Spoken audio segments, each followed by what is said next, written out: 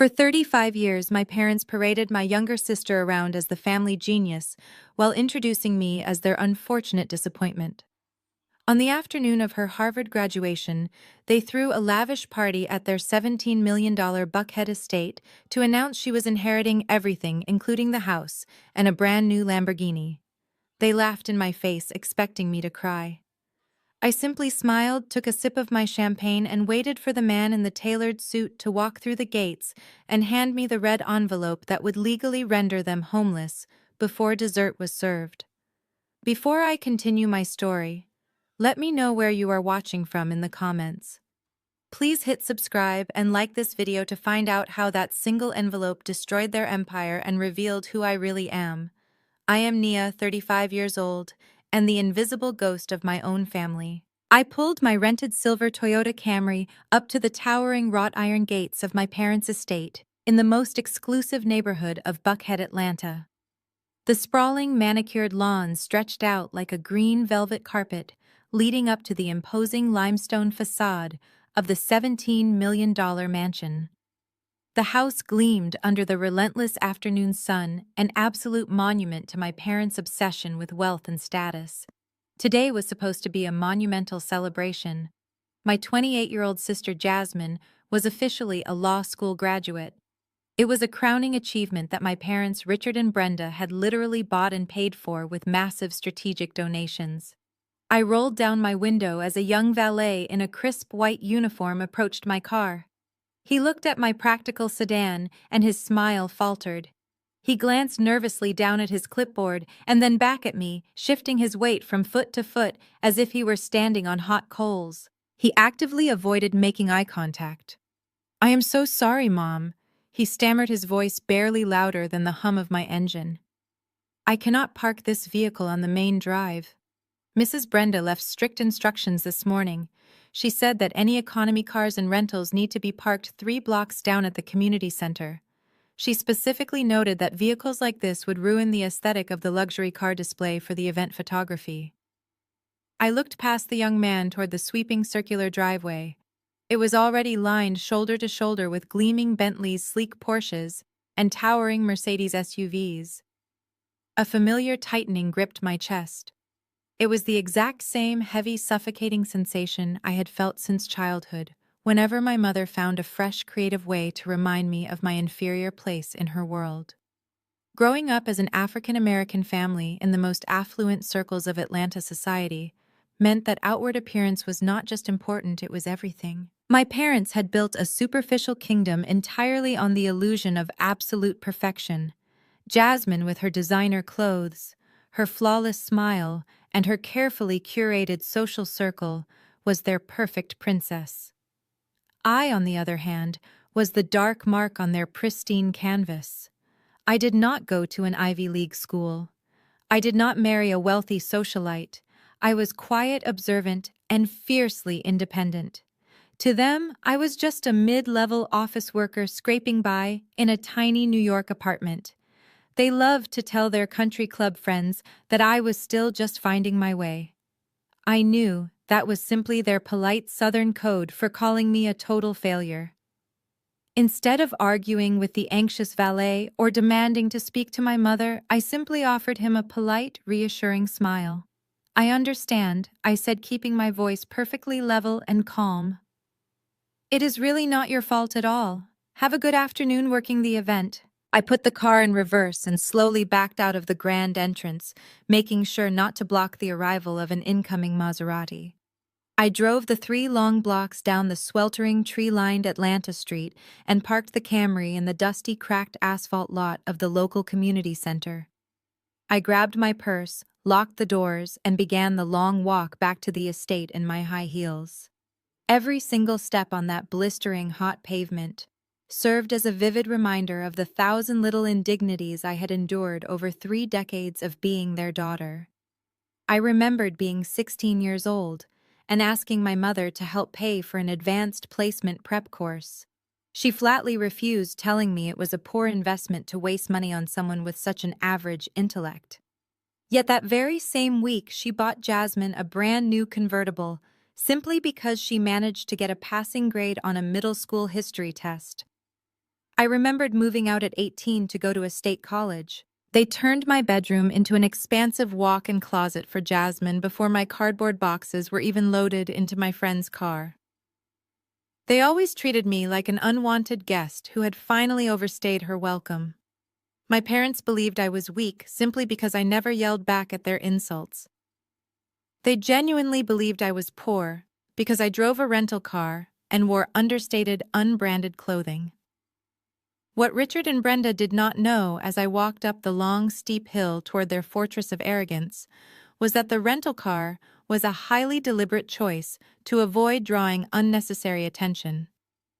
They did not know that the understated navy dress I was currently sweating in was a custom-tailored piece worth more than my father's country club membership. Most importantly, they had absolutely no idea that for the past 10 years, I had been quietly and ruthlessly building a massive private equity firm in Manhattan.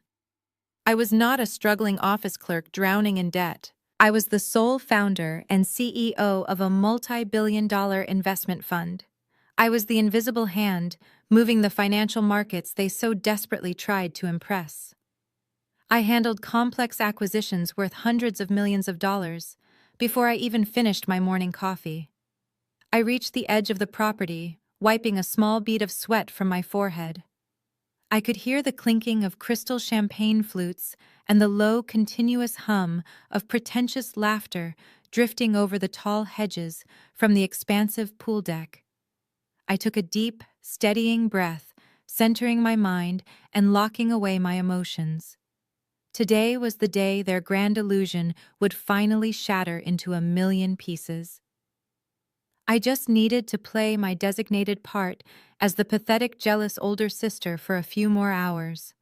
I walked through the side gate, ready to face the family that had thrown me away. I navigated the narrow cobblestone path leading to the catering entrance. The air back here was thick with the smell of roasting meats, garlic, and expensive truffle oil. A dozen staff members in black aprons rushed past me carrying massive silver trays of caviar and delicate pastries. It was the hidden engine room of my parents' carefully constructed illusion.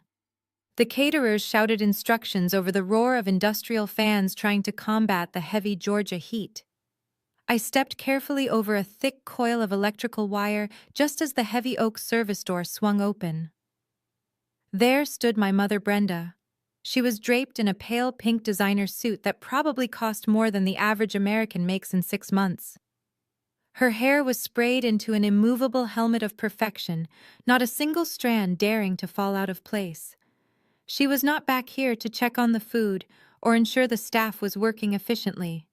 She was waiting for me.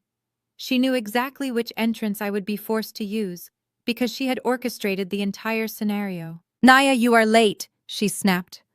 Her eyes darted around frantically, making sure none of the busy catering staff were listening before she reached out, grabbed my wrist and pulled me sharply into a dimly lit storage pantry, just off the main kitchen. "I drove the car to the community center, just like you asked," I replied, keeping my tone perfectly neutral and unbothered. I had to walk the rest of the way in the heat. She ignored my explanation completely, as if my physical comfort was completely irrelevant to the grand production of her afternoon. Instead, her eyes raked up and down my body, performing a merciless visual autopsy. She let out a heavy, dramatic sigh of profound disappointment, a sound I had heard 1,000 times throughout my childhood. "I specifically told you to wear something elegant, Nia." "What exactly is this?" she asked forcefully, pinching the sleeve of my navy dress. "It looks like something you picked up off a clearance rack at a discount department store. Jasmine is out there wearing vintage couture. You look like you are about to go sit in a cubicle at a mid-level corporate board meeting." I held my tongue and maintained my calm exterior. I did not tell her that the dress she was currently insulting was entirely hand-stitched by a highly exclusive private designer in Milan. I did not mention that the fabric she was squeezing with such disdain was a rare silk blend that required a 6-month waiting list just to order. To my mother, anything that lacked a massive, flashy designer logo was considered cheap. Then her sharp gaze locked onto my chest. Her perfectly manicured fingers reached out and aggressively tapped the stone resting against my collarbone. And this, she hissed, her voice dripping with absolute disgust. This right here is exactly why I did not want you mingling near the front of the house when the guests arrived. What on earth possessed you to wear a cheap cubic zirconia fake to a party of this caliber? Do you have any idea who is out there right now drinking our champagne? She did not wait for me to answer. We have federal judges, corporate executives, and Jasmine's new wealthy in-laws roaming our gardens. These are people who know what real luxury looks like, Nia. They can spot a desperate fraud from a mile away. I looked down at the necklace. It was a single elegant stone, set in a simple platinum band. I simply like how it catches the light, I said quietly, giving her exactly the meek, defeated response she expected from her disappointing older daughter. Well, you look completely ridiculous, Brenda snapped, taking a step closer. Her expensive perfume, a suffocating cloud of heavy floral notes, made my eyes water in the cramped, airless pantry. You are 35 years old, Nia. You do not need to play dress-up with cheap mall jewelry to pretend you are successful. It is embarrassing to you, and it is highly embarrassing to this family. Take it off right now. I hesitated for a fraction of a second, not because my feelings were hurt, but because I was calculating my next move. Take it off! Brenda demanded again, her voice rising to a sharp, demanding pitch that echoed slightly off the metal shelving. You are not going out there looking like a desperate wannabe trying to upstage your sister on the biggest day of her life. Put it in your purse, or I will have the security guards escort you right back out that service gate. I will not let your poor life choices and your tacky accessories humiliate Jasmine today. I reached behind my neck and smoothly unclasped the delicate platinum chain. The metal felt cool and familiar against my skin. I dropped the necklace into the palm of my hand. The stone caught the dim, flickering fluorescent light of the pantry and threw back a brilliant, dazzling array of sharp white fire. My mother rolled her eyes, clearly thinking it was just cheap glass polished to a high shine by a desperate woman. As I slipped the necklace into the inner silk pocket of my leather clutch, a cold wave of pure amusement washed over my mind. My mother, a woman who had spent her entire adult life worshipping wealth and chasing social status, could not even recognize genuine luxury when it was right in front of her face. That stone was not a cubic zirconia from a discount mall kiosk. It was a flawless 3-carat custom-cut diamond that I had personally flown to Antwerp to purchase. I bought it for myself to celebrate the exact day my private equity firm closed our very first billion-dollar commercial real estate acquisition. It was a silent, heavily guarded reminder of my own massive financial power. A power I had built entirely without their help, without a single dollar of their money, and completely without their approval. The necklace currently sitting casually in my purse was worth significantly more than the entire extravagant catering budget for the party my mother was currently hosting. Better, Brenda said, smoothing the lapels of her suit, as if she had just successfully disciplined a disobedient child. Now go out there and try to blend into the background. Do not talk about your little clerical job with anyone. If any of the guests ask what you are doing these days, just tell them you are in transition. And stay away from the main bar. Let the important people get their drinks first. She turned on her heel and marched back out the door, heading toward the blinding sunlight of the pool deck, leaving me standing alone among the boxes of extra napkins and spare silverware. I snapped my clutch shut. The heavy iron grip of her emotional manipulation, the exact same suffocating grip that used to make me cry myself to sleep when I was a teenager, felt utterly powerless to me now. She thought she had just stripped me of my dignity and put me in my rightful place. She had absolutely no idea she had just handed me another solid piece of armor. Every insult she threw at me only cemented my resolve for what was about to happen later this afternoon. I smoothed the front of my expensive navy dress, took one last deep breath of the chaotic kitchen air, and walked out of the shadows. I stepped into the glaring bright light of the extravagant party, fully prepared to play the role of the invisible sister for just a little while longer. I pushed through the heavy double doors of the kitchen and stepped out onto the expansive travertine pool deck. The sheer scale of the event was staggering. A towering ice sculpture shaped like the scales of justice stood melting slowly under the brutal Georgia sun, a heavy-handed tribute to Jasmine's new law degree. A live jazz quartet played softly in the corner, while waiters in white tuxedos circulated with silver trays of oysters and vintage champagne. The air was thick with the scent of expensive cigars and the hollow ringing of fake laughter. 200 of Atlanta's most elite socialites, politicians, and business moguls were gathered around the shimmering blue water, wearing their finest designer clothing and trading empty compliments. I kept to the edge of the crowd, trying to navigate toward a quiet corner near the cabanas. I had absolutely no desire to make small talk with my parents' superficial friends who would only ask condescending questions about my fictional data entry job. But before I could reach the shade of the large umbrellas, a heavy hand slammed aggressively into my shoulder. A freezing splash of liquid hit my chest and soaked rapidly into the front of my silk navy dress.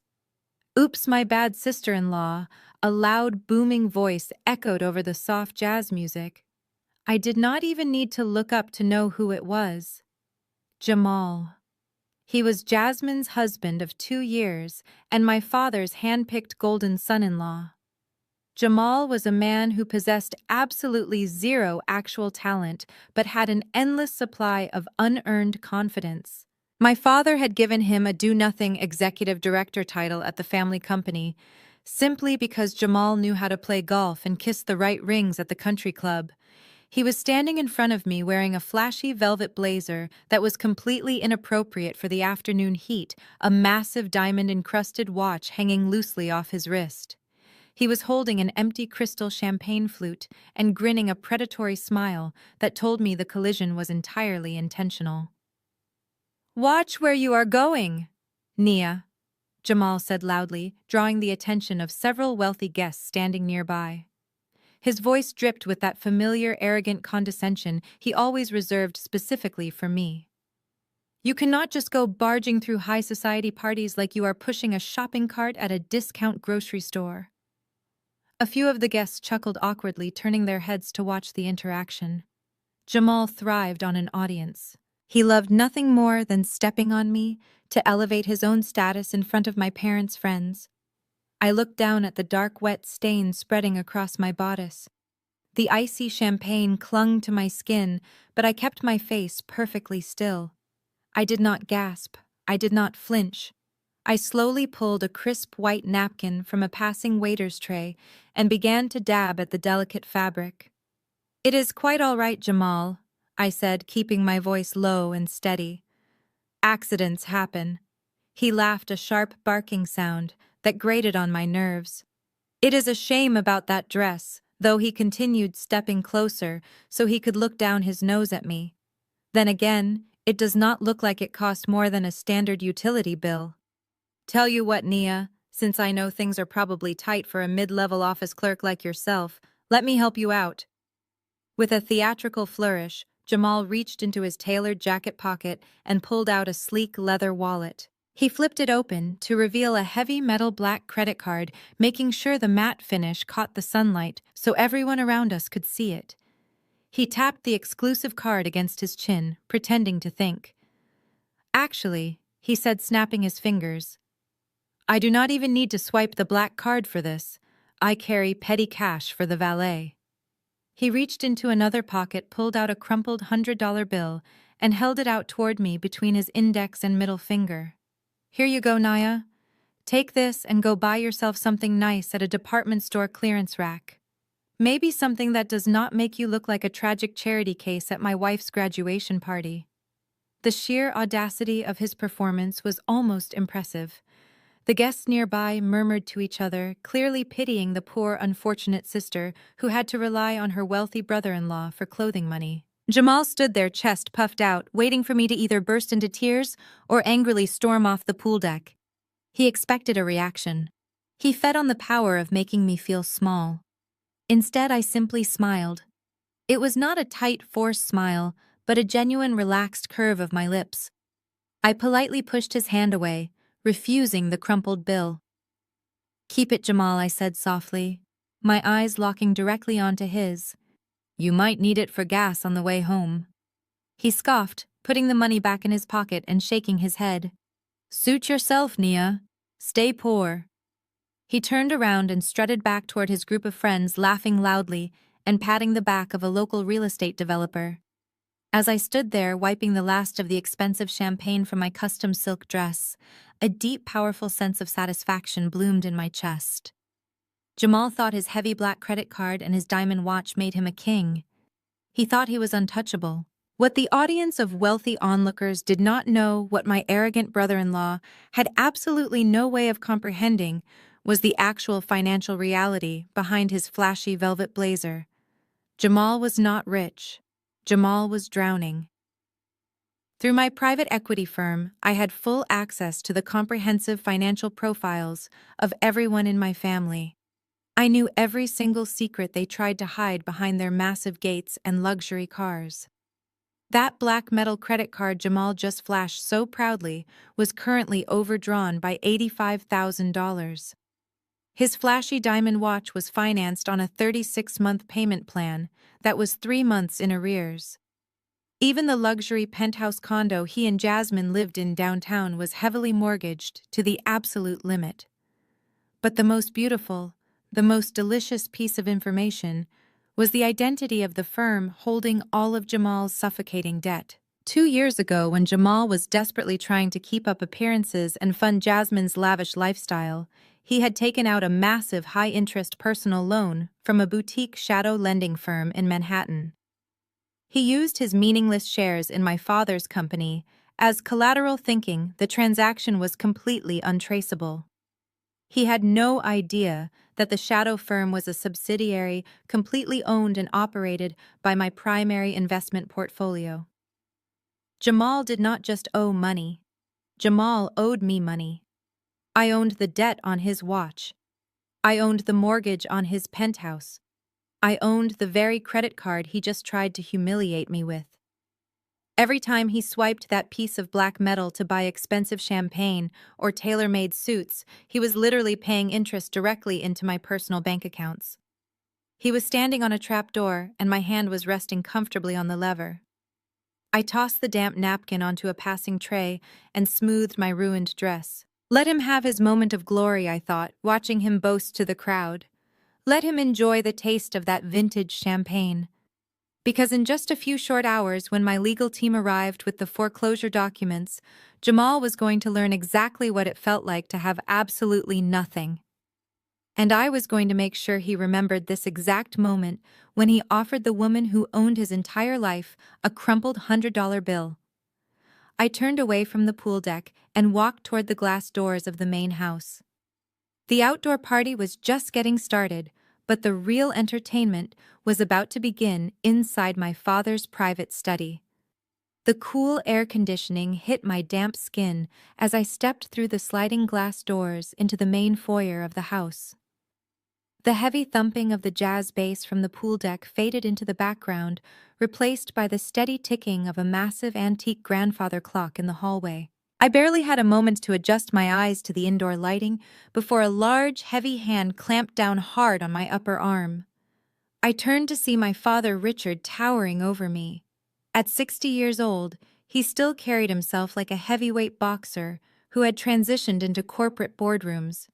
He was wearing a bespoke charcoal suit that strained slightly against his broad shoulders, and his jaw was set tight in a permanent scowl of disapproval. He did not say hello. He did not ask how my flight from New York was. He did not even acknowledge the large wet champagne stain on the front of my custom silk dress. In here now, he commanded his voice a low, dangerous gravel.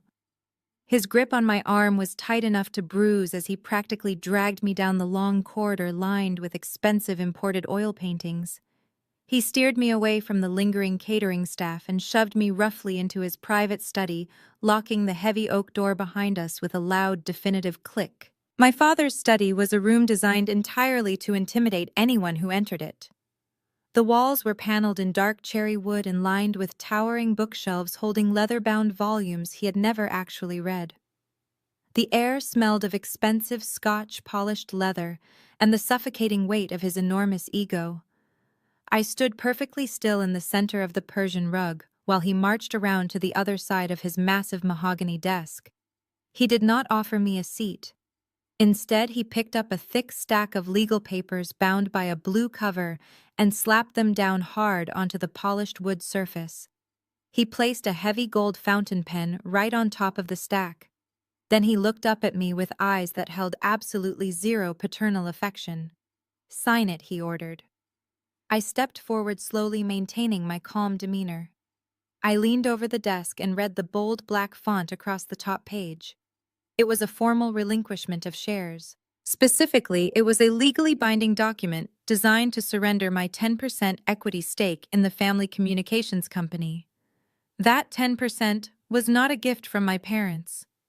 It was left to me by my late grandmother, the only person in this family who ever looked at me and saw someone with actual potential.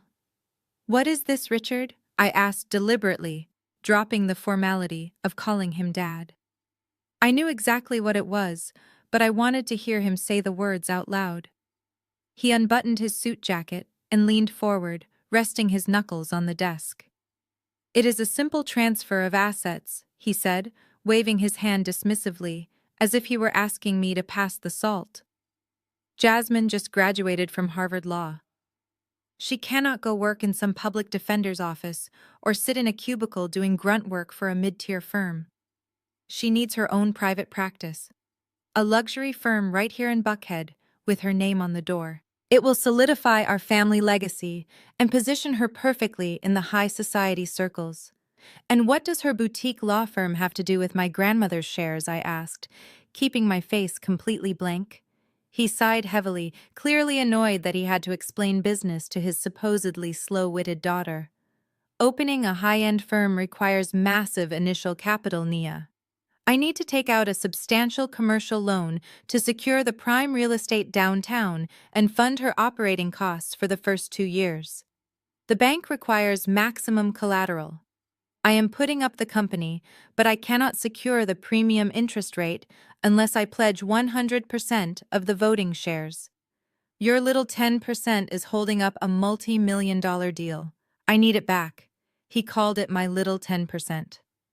He spoke about my only inheritance, as if it were a clerical error he was graciously correcting. He wanted me to hand over the only tangible piece of legacy my grandmother had given me so he could buy Jasmine a shiny new office to play lawyer in. It was the ultimate sacrifice. He was demanding I set myself on fire just to keep his golden child warm. When my grandmother passed away 5 years ago, she bypassed my father completely with that 10%. She sat me down in her hospital room and told me she knew my parents were blindingly reckless with money. She gave me that equity as a safety net because she knew one day Richard would try to sink the ship to fund his extravagant lifestyle. She made it an ironclad trust transfer. He had spent the last 5 years trying to find legal loopholes to snatch it back, and now he was resorting to direct bullying. "You do not even know what to do with equity, Nia," he continued, his tone shifting from aggressive to fiercely patronizing. "You work at a desk. You rent a cheap car. You have absolutely no concept of how high-level corporate finance works. Those shares are just sitting there gathering dust in your name. Jasmine actually needs them. She has a real future. She has the Harvard degree. She is the one who is going to take the family name to the next level. You are just holding us back." I looked down at the gold pen resting on the document. My father truly believed I was a financial illiterate. He thought I was just a stubborn obstacle standing in the way of Jasmine's unearned success. He had absolutely no idea that I spent my days structuring acquisitions that dwarfed his entire company. He did not realize that the very bank he was begging for a commercial loan was actually majority owned by my private equity syndicate. I could have bought his entire company 10 times over with the spare liquidity in my secondary accounts. "Pick up the pen, Nia," my father snapped, breaking my train of thought. He tapped his thick finger hard against the signature line on the final page. "We have 200 of the most important people in Atlanta drinking our liquor out by the pool. I have to go out there in 20 minutes and make a speech presenting Jasmine with her new life. I am not going to let your petty jealousy ruin this family trajectory." Sign the paper right now so I can email the executed contract to the bank manager before the party ends. I reached out and let my fingertips brush against the cool metal of the fountain pen. I felt no anger. I felt no sorrow. The little girl inside me who used to beg for her father's approval had died a long time ago. All that was left standing in this mahogany room was a ruthless corporate predator looking at a wounded, bleeding animal that did not even realize it was already dead. My continued silence seemed to ignite a short fuse behind my father's eyes. He interpreted my stillness not as absolute control, but as the pathetic hesitation of a slow mind trying to process a simple command. He slammed his open palm against the mahogany desk, making the heavy crystal whiskey decanter rattle violently against its silver tray. The sudden sharp noise echoed off the wood-paneled walls of the study, but I did not flinch. "What exactly is going through that thick head of yours right now?" he demanded, his voice rising from a gravelly whisper to a sharp, commanding shout. "Do you honestly think you have a choice in this matter? Do you think this is a negotiation?" I looked at him calmly. "I am simply reading the terms of the surrender." Richard I said, my voice soft, but entirely devoid of the fear he was so desperately trying to provoke. He let out a harsh, mocking laugh that held absolutely no humor. "Surrender," he mocked, shaking his head in profound disgust. "You have to actually be in a fight to surrender, Nia. You are not in a fight. You are barely even in the game. Look at yourself." He stepped around the massive desk, closing the physical distance between us, as if his sheer physical size could force my hand to move. He pointed a thick, accusatory finger directly at my chest. "You are 35 years old," he sneered, the words dripping with toxic contempt. 35. You have no husband. You have no children. You have absolutely no viable prospects. While your sister was securing a brilliant marriage to a man with deep societal ties, you were hiding away in some tiny, cramped apartment in New York, playing at being an independent woman. You are a spinster, Nia. A certified middle-aged failure who had to rent a cheap economy car just to show up at a party you could never afford to host yourself. He paused, taking a deep breath so he could deliver his next sequence of insults with maximum impact. "We all know the truth," he continued, his voice dropping into a cruel, mocking register. "We have always known it. You are the dumb one in this family. You always have been. You struggled your way through a mediocre state college while Jasmine conquered Harvard. She is a legal prodigy with the entire world at her feet. You are nothing but a clerical error in our family history. You lack the intelligence, the drive, and the fundamental pedigree to ever amount to anything of real value. Those shares belong in the hands of someone who actually knows how to build a legacy, not someone who is going to spend the rest of her pathetic life fetching coffee for middle management." Every word he spat was designed to break me. He was deliberately pressing on all the old bruises, the deeply ingrained childhood insecurities that used to make me lock myself in my bedroom and cry for hours. He was using the exact same emotional manipulation tactics that had kept my mother and my sister completely under his thumb for decades. He expected my eyes to fill with tears. He expected my shoulders to slump in defeat. He expected the broken little girl he had systematically neglected to finally pick up the gold fountain pen and sign away her only financial safety net, just to earn a fleeting crumb of his approval. But the broken little girl was gone. In her place stood a woman who routinely dismantled predatory billionaires before lunch. His insults did not pierce my armor. They simply bounced off, leaving behind nothing but a profound sense of clinical pity. When I did not immediately reach for the pen, my father's face turned a dangerous shade of crimson. The vein in his thick neck began to throb. He realized the emotional abuse was not working, so he immediately pivoted to the only other weapon he had left in his arsenal: absolute brute force tyranny. He leaned in so close I could smell the sharp metallic tang of his expensive scotch mingling with his anger. "Listen to me very carefully, because I will only say this once," he whispered with lethal precision. "You will pick up that pen, and you will sign those relinquishment papers right now. If you do not put your signature on that line before I walk out of this room, you are entirely finished." He raised his hand and began counting off his threats on his fingers. "First, I will have my lawyers draft the paperwork to officially and legally disown you. I will strike your name from the family trust. I will remove you from every single will, insurance policy, and emergency contact list.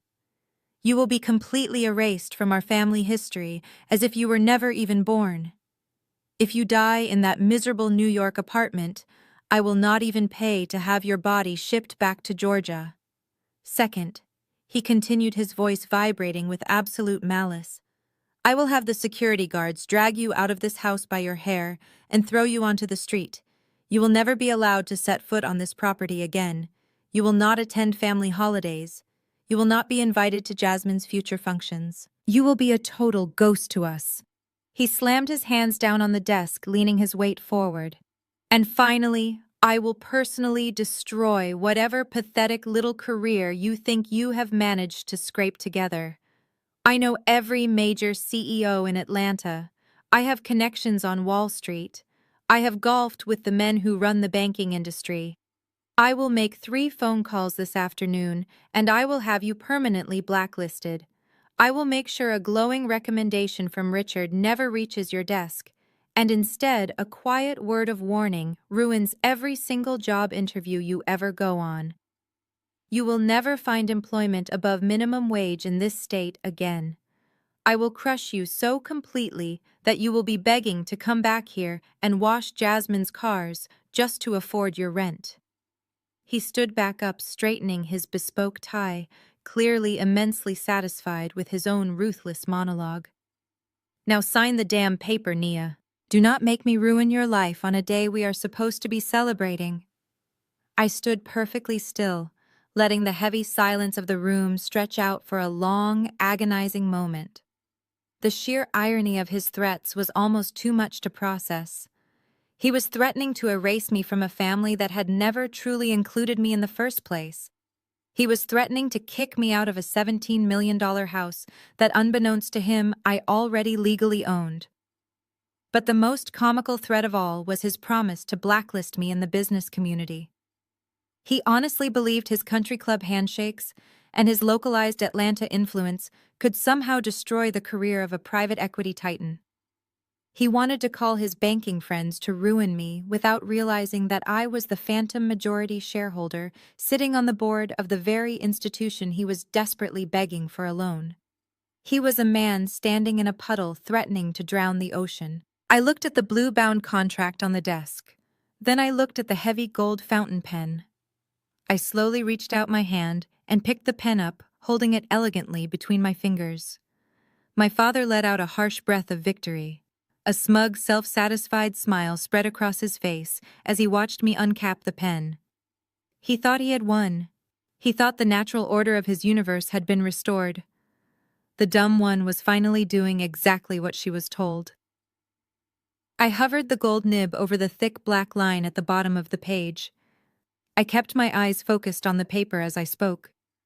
"You are absolutely right about one thing, Richard," I said, my voice cutting through the heavy air of the study like a razor blade. "Jasmine is going to need a lot of help in her future. She is going to need all the support she can get." I placed the cap back onto the fountain pen with a loud, definitive click. I did not sign the document. Instead, I set the pen down gently on the edge of the mahogany desk. I picked up my leather clutch and turned my back on him, walking toward the heavy oak door. I paused with my hand on the brass doorknob, turning my head just slightly to look over my shoulder. "Unfortunately for you," I added, my voice entirely drained of any emotion, "I am not in the business of funding bad investments. You will have to find another way to pay for her life." I turned the knob, pulled the door open, and stepped out into the brightly lit hallway, leaving him completely speechless in the dark study. I did not run. I walked with the slow, measured pace of a woman who was in absolute control of her destiny. As I walked down the long corridor toward the sliding glass doors that led back out to the pool deck, I reached into my clutch and pulled out my phone. I opened my encrypted messaging app and typed a single short message to Mr. Crawford, my head of legal, who was currently waiting in a black SUV exactly 2 blocks away. Bring the envelope to the pool deck. It is time. I hit send, slipped the phone back into my bag, and stepped out into the blinding afternoon sun, ready to watch my father's entire world burn to the ground. Before I placed the cap back on that gold fountain pen and gave him my final refusal, my eyes deliberately drifted from the signature line of the relinquishment contract to the secondary stack of papers resting near his left elbow. My father was incredibly sloppy. He was so arrogant and so completely confident in my absolute stupidity that he did not even bother to cover his internal ledger printouts or his master banking portfolio. I kept my voice perfectly level as I began to read the upside-down columns of numbers aloud. You are reporting a year-over-year revenue increase, Richard, but your accounts receivable tell a completely different story. You are operating on a 90-day deficit with your primary vendors. He froze. The smug, self-satisfied smile instantly vanished from his face, replaced by a look of sheer, unadulterated confusion. I reached out with my free hand and casually flipped open the second folder exposing his quarterly balance sheets. He lunged forward, trying to snatch the folder away, but I was much faster. Your gross margins have deteriorated by 22% over the last 4 quarters. I continued, my eyes scanning the spreadsheets with the surgical precision I used every single day in Manhattan.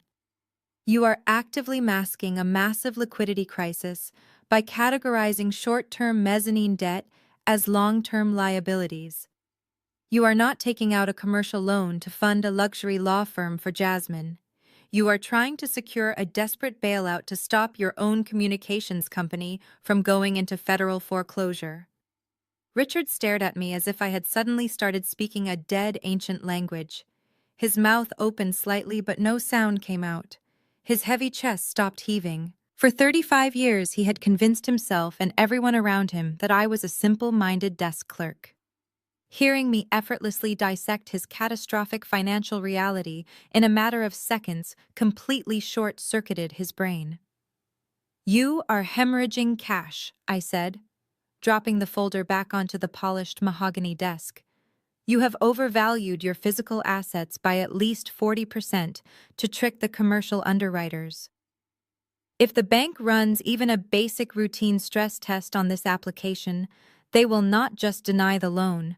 They will flag your entire portfolio for a federal audit. Your company is already dead, Richard. You are just trying to burn my 10% equity to keep the corpse warm for a few more months. The silence in the study was absolute and heavy. For one brief, glorious moment, I saw genuine panic flash in his dark eyes. A bead of sweat formed at his temple. He realized he was exposed. He realized the daughter he had spent decades treating like an intellectual inferior had just read his complex financial ruin like a simple children's picture book. But his massive ego, the fragile, superficial structure that dictated his entire existence in the Atlanta high society, simply could not allow him to be outsmarted by his biggest disappointment. His mind desperately scrambled to regain the upper hand. His face flushed a deep, dangerous shade of purple. He snatched the folder off the desk and shoved it violently into his top drawer, slamming it shut so hard the wood rattled. You have absolutely no idea what you are talking about. He spat, his voice trembling with a forced, aggressive bravado. You read a few generic business articles on the internet, and suddenly you think you are a Wall Street financial analyst. This is high-level corporate structuring, Nia. It is complex debt leveraging. You do not understand real business. You never have. You just look at big numbers and panic because you have a small, narrow mind. He pointed a thick, shaking finger toward the contract again. You do not understand how wealthy people move money. You are just making pathetic excuses because you are wildly jealous of your sister. Now stop playing pretend and sign the paper. That was the exact moment I realized he was not just a bully. He was a deeply delusional man, driving his expensive car directly off a cliff and screaming at the passengers for complaining about the view. There was no saving him, and more importantly, I had absolutely no desire to try. My grandmother had left me those shares to protect me from his financial incompetence, and I was not going to hand over my only family legacy to fund Jasmine's fake success.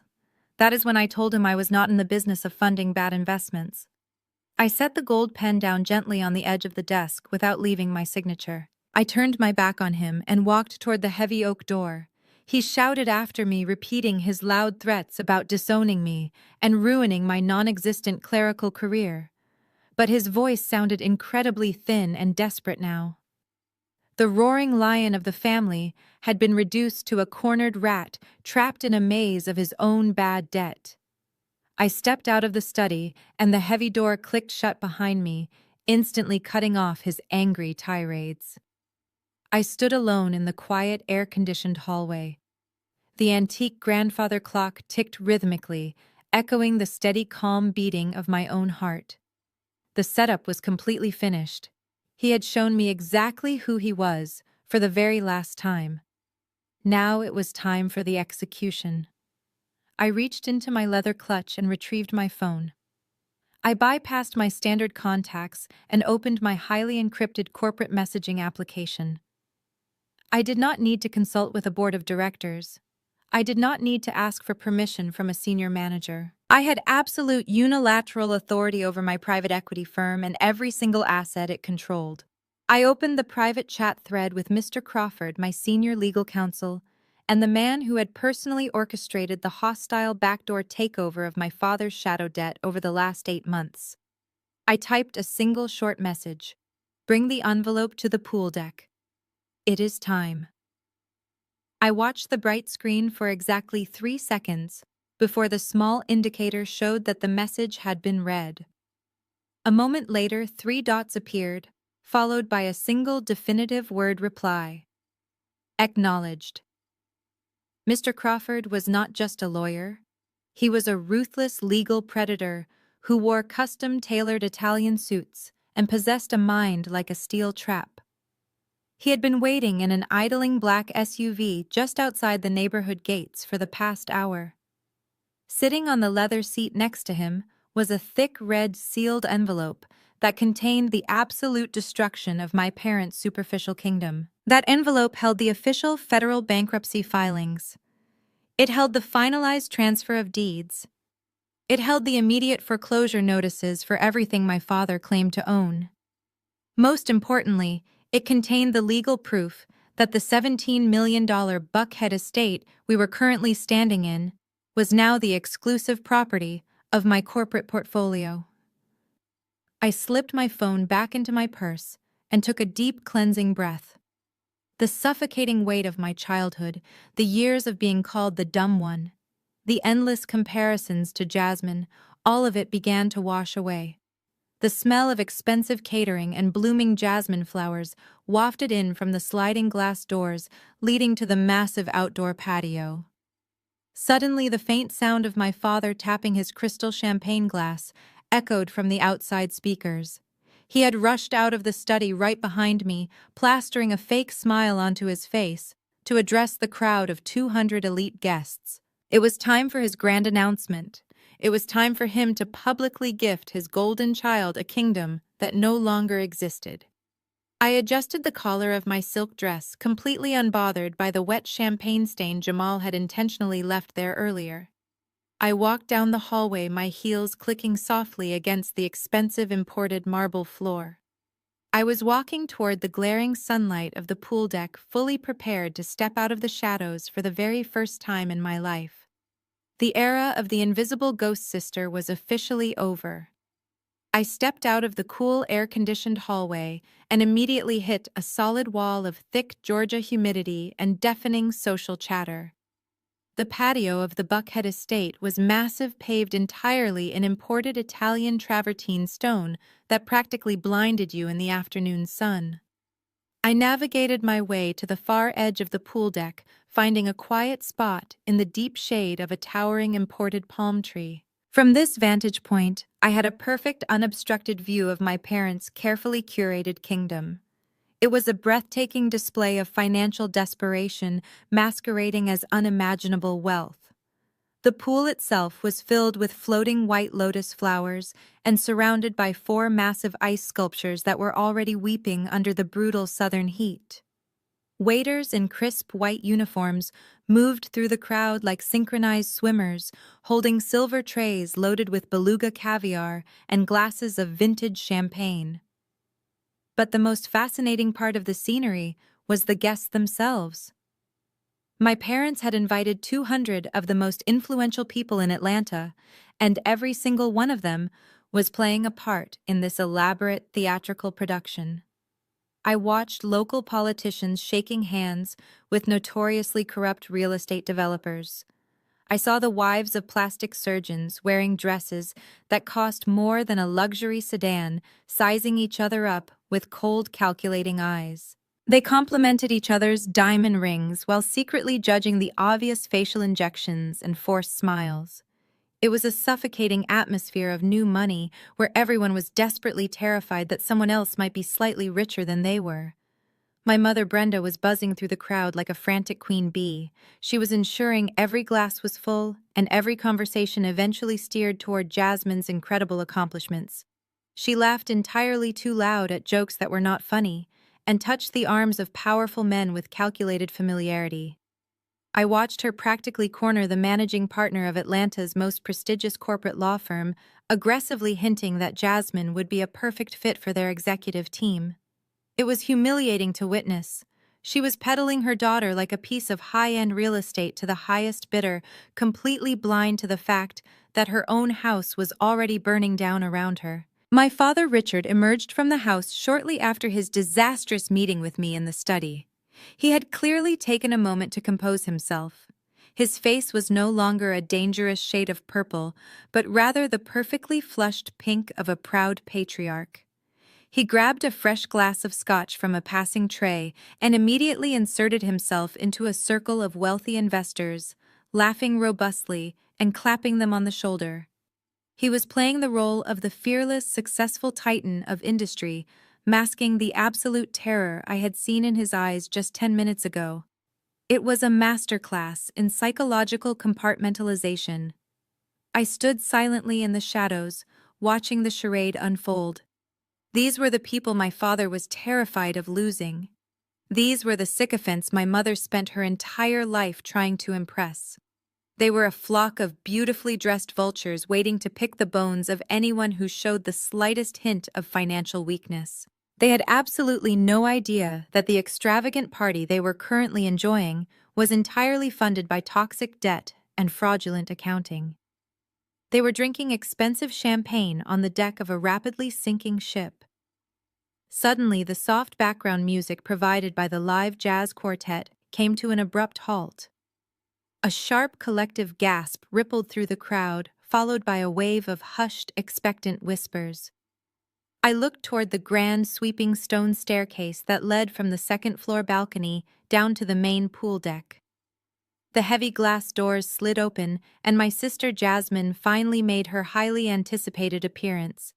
She stood at the top of the stairs, pausing just long enough to ensure every single pair of eyes on the patio was firmly locked onto her.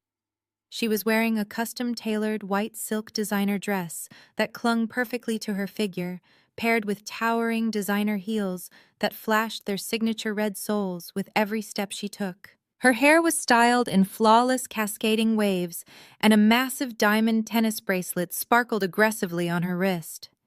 She looked exactly like royalty descending from her high tower, to bless the commoners with her absolute perfection. Jamal was standing right beside her, puffing his chest out so far, he looked completely ridiculous. He held her arm, presenting her to the crowd like a shiny, expensive trophy he had just won at a carnival. He beamed with the unearned pride of a man who firmly believed his financial future was permanently secured by his wife's brand-new law degree. The crowd erupted into enthusiastic applause. Women cheered and men raised their crystal champagne flutes high into the air. Jasmine began her slow, deliberate descent down the stone steps, soaking in the adoration, like a plant drinking in the sun. She smiled that perfect practice smile, waving gracefully to the guests as if she had single-handedly cured a major disease, instead of simply graduating from law school using our father's massive strategic donations. I watched her glide through the crowd, her fake humility on full display. "Oh, thank you so much," she cooed to a federal judge as he kissed her cheek. "I worked so incredibly hard for this," she lied to a banking executive who patted her on the back. Every word out of her mouth was a carefully rehearsed script designed to reinforce the golden child narrative my parents had meticulously built for her. She had absolutely no idea what it actually meant to struggle. She had never stayed up until 3 in the morning poring over complex financial models, trying to save a failing startup company. She had never had a door slammed in her face because she lacked the proper pedigree or the right last name. Her entire life, from her luxury cars to her luxury education, had been handed to her on a silver platter, paid for with money my father did not actually possess. As Jasmine continued her victory lap around the pool deck, laughing loudly and tossing her perfect hair, I felt a strange sense of profound calm wash over my entire body. The stark contrast between the glittering reality she thought she was living and the catastrophic truth I was holding in my purse was almost poetic. She was floating on a fragile bubble of absolute delusion. Through the shifting crowd, she finally spotted me standing alone in the deep shadows of the palm tree. For a brief, fleeting second, her perfect smile faltered. Her eyes narrowed and her chin tilted up just a fraction of an inch, a silent, deeply ingrained gesture of absolute superiority. She looked at the wet champagne stain on my modest-looking navy dress, and a look of profound disgust crossed her features. She turned her back to me, instantly dismissing my existence and returning her full attention to a wealthy socialite who was aggressively complimenting her expensive shoes. I took a slow sip of my sparkling water. "Enjoy the applause, Jasmine," I thought to myself, letting the cold liquid cool my throat. "Enjoy the designer dress and the adoring crowd. Soak up every single second of this beautiful, magnificent lie. Because the clock is ticking, and the man with the red envelope is already walking through the front gates." The sharp, distinct chime of silver striking crystal cut through the heavy, humid air of the pool deck. The low hum of wealthy socialites gossiping immediately faded into a respectful silence. The live jazz quartet stopped playing mid-measure, lowering their brass instruments. I watched from the deep shade of the imported palm tree as my father stepped onto a small elevated platform near the towering ice sculptures. He held a microphone in one hand and a freshly poured glass of vintage champagne in the other. He looked completely in his element. This was the stage Richard lived for. He loved commanding the attention of the Atlanta elite. He loved holding court and projecting the absolute illusion of invincibility. "Ladies and gentlemen," he began, his deep baritone voice echoing through the expensive outdoor sound system.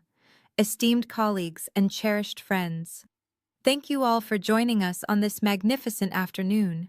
Today, we are not just celebrating a graduation, we are celebrating the continuation of a profound family legacy." He gestured grandly toward Jasmine, who was standing right at the front of the crowd, flanked by her husband Jamal. Jasmine beamed, flashing her perfectly whitened teeth and pressing her hands to her chest in a practiced display of overwhelming gratitude. "When I look at my youngest daughter," Richard continued, his voice thick with exaggerated emotion, "I see the absolute pinnacle of excellence. I see a young woman who looked at the impossible standards of Harvard Law School and conquered them with unparalleled brilliance. She is a testament to what happens when supreme intelligence meets unwavering dedication. Let us raise our glasses to Jasmine, the newest and brightest legal mind in the state of Georgia." The crowd erupted into enthusiastic cheers. Crystal flutes clinked together, and a chorus of congratulations washed over the patio. I took another slow sip of my sparkling water, keeping my face entirely blank. It took every ounce of my professional self-control not to laugh out loud at his ridiculous speech. Supreme intelligence, unwavering dedication. The reality of Jasmine's academic career was a fiercely guarded family secret that I had uncovered years ago while auditing my father's personal financial statements. Jasmine did not conquer Harvard. Richard bought it for her. She had bombed her entrance exams twice. Her undergraduate grades were aggressively mediocre. To secure her admission, my father had quietly funneled $3.5 million into the University Alumni Endowment Fund, disguised as a massive charitable contribution for a new legal research center. Furthermore, she did not breeze through the rigorous program. It took her 4 agonizing years to complete a standard 3-year degree, and she only managed to pass her final exams because Richard secretly hired 2 senior paralegals from his corporate firm to ghostwrite her primary thesis. The most pathetic part of the entire charade was how he funded that $3 million donation. He did not use liquid cash. He leveraged the employee pension fund of his own communications company, taking out the exact same high-interest shadow loans that were currently triggering his federal bankruptcy. He had literally destroyed the livelihoods of his own employees just so his golden child could walk across a stage and frame a piece of paper she did not earn. As the applause began to die down, Richard raised his hand, signaling for quiet. His smile shifted from proud to something sharp and deeply calculating. His eyes scanned the crowd, looking past the politicians and the wealthy investors until his gaze locked directly onto me standing in the shadows. "You know, achieving this kind of greatness requires incredible perspective," he said, speaking directly into the microphone. His voice took on a philosophical, patronizing tone. "In business as in life, you cannot truly appreciate success unless you have a clear, undeniable picture of what failure looks like. You need a baseline. You need a cautionary tale to remind you of the consequences of mediocrity." My mother Brenda, who was standing near the front row, suddenly stiffened. She looked back at me, her eyes wide with a mixture of anticipation and malice. She knew exactly what Richard was about to do. The crowd naturally followed my father's gaze. 200 pairs of eyes shifted away from the glittering pool and the towering ice sculptures to focus on the woman standing alone under the palm tree, wearing a damp, unbranded navy dress. The physical weight of their collective stares was heavy, but I refused to shrink back into the shadows. I stood perfectly straight, holding my glass. "I want to take a moment to acknowledge my eldest daughter, Nia," Richard announced, his voice booming over the speakers. A thick, uncomfortable silence descended over the patio. People shifted awkwardly on their feet. "Nia has always marched to the beat of her own very slow drum." He continued, a cruel, mocking smile playing at the corners of his mouth. While Jasmine was studying constitutional law, Nia was perfectly content filing paperwork in a cubicle. While Jasmine was building a network of powerful allies, Nia was renting economy cars to drive across town. But I realized something recently. I realized that Nia serves a very vital purpose in our family ecosystem. He took a dramatic pause, letting the absolute humiliation of his words hang in the hot air. "Every great achiever needs a stepping stone," he declared, his voice ringing with absolute certainty. "Every winner needs to see a loser to understand the stakes of the game. So I want to publicly thank you, Nia. Thank you for showing your sister exactly what happens when you lack ambition. Thank you for being the living, breathing example of what not to do with your life.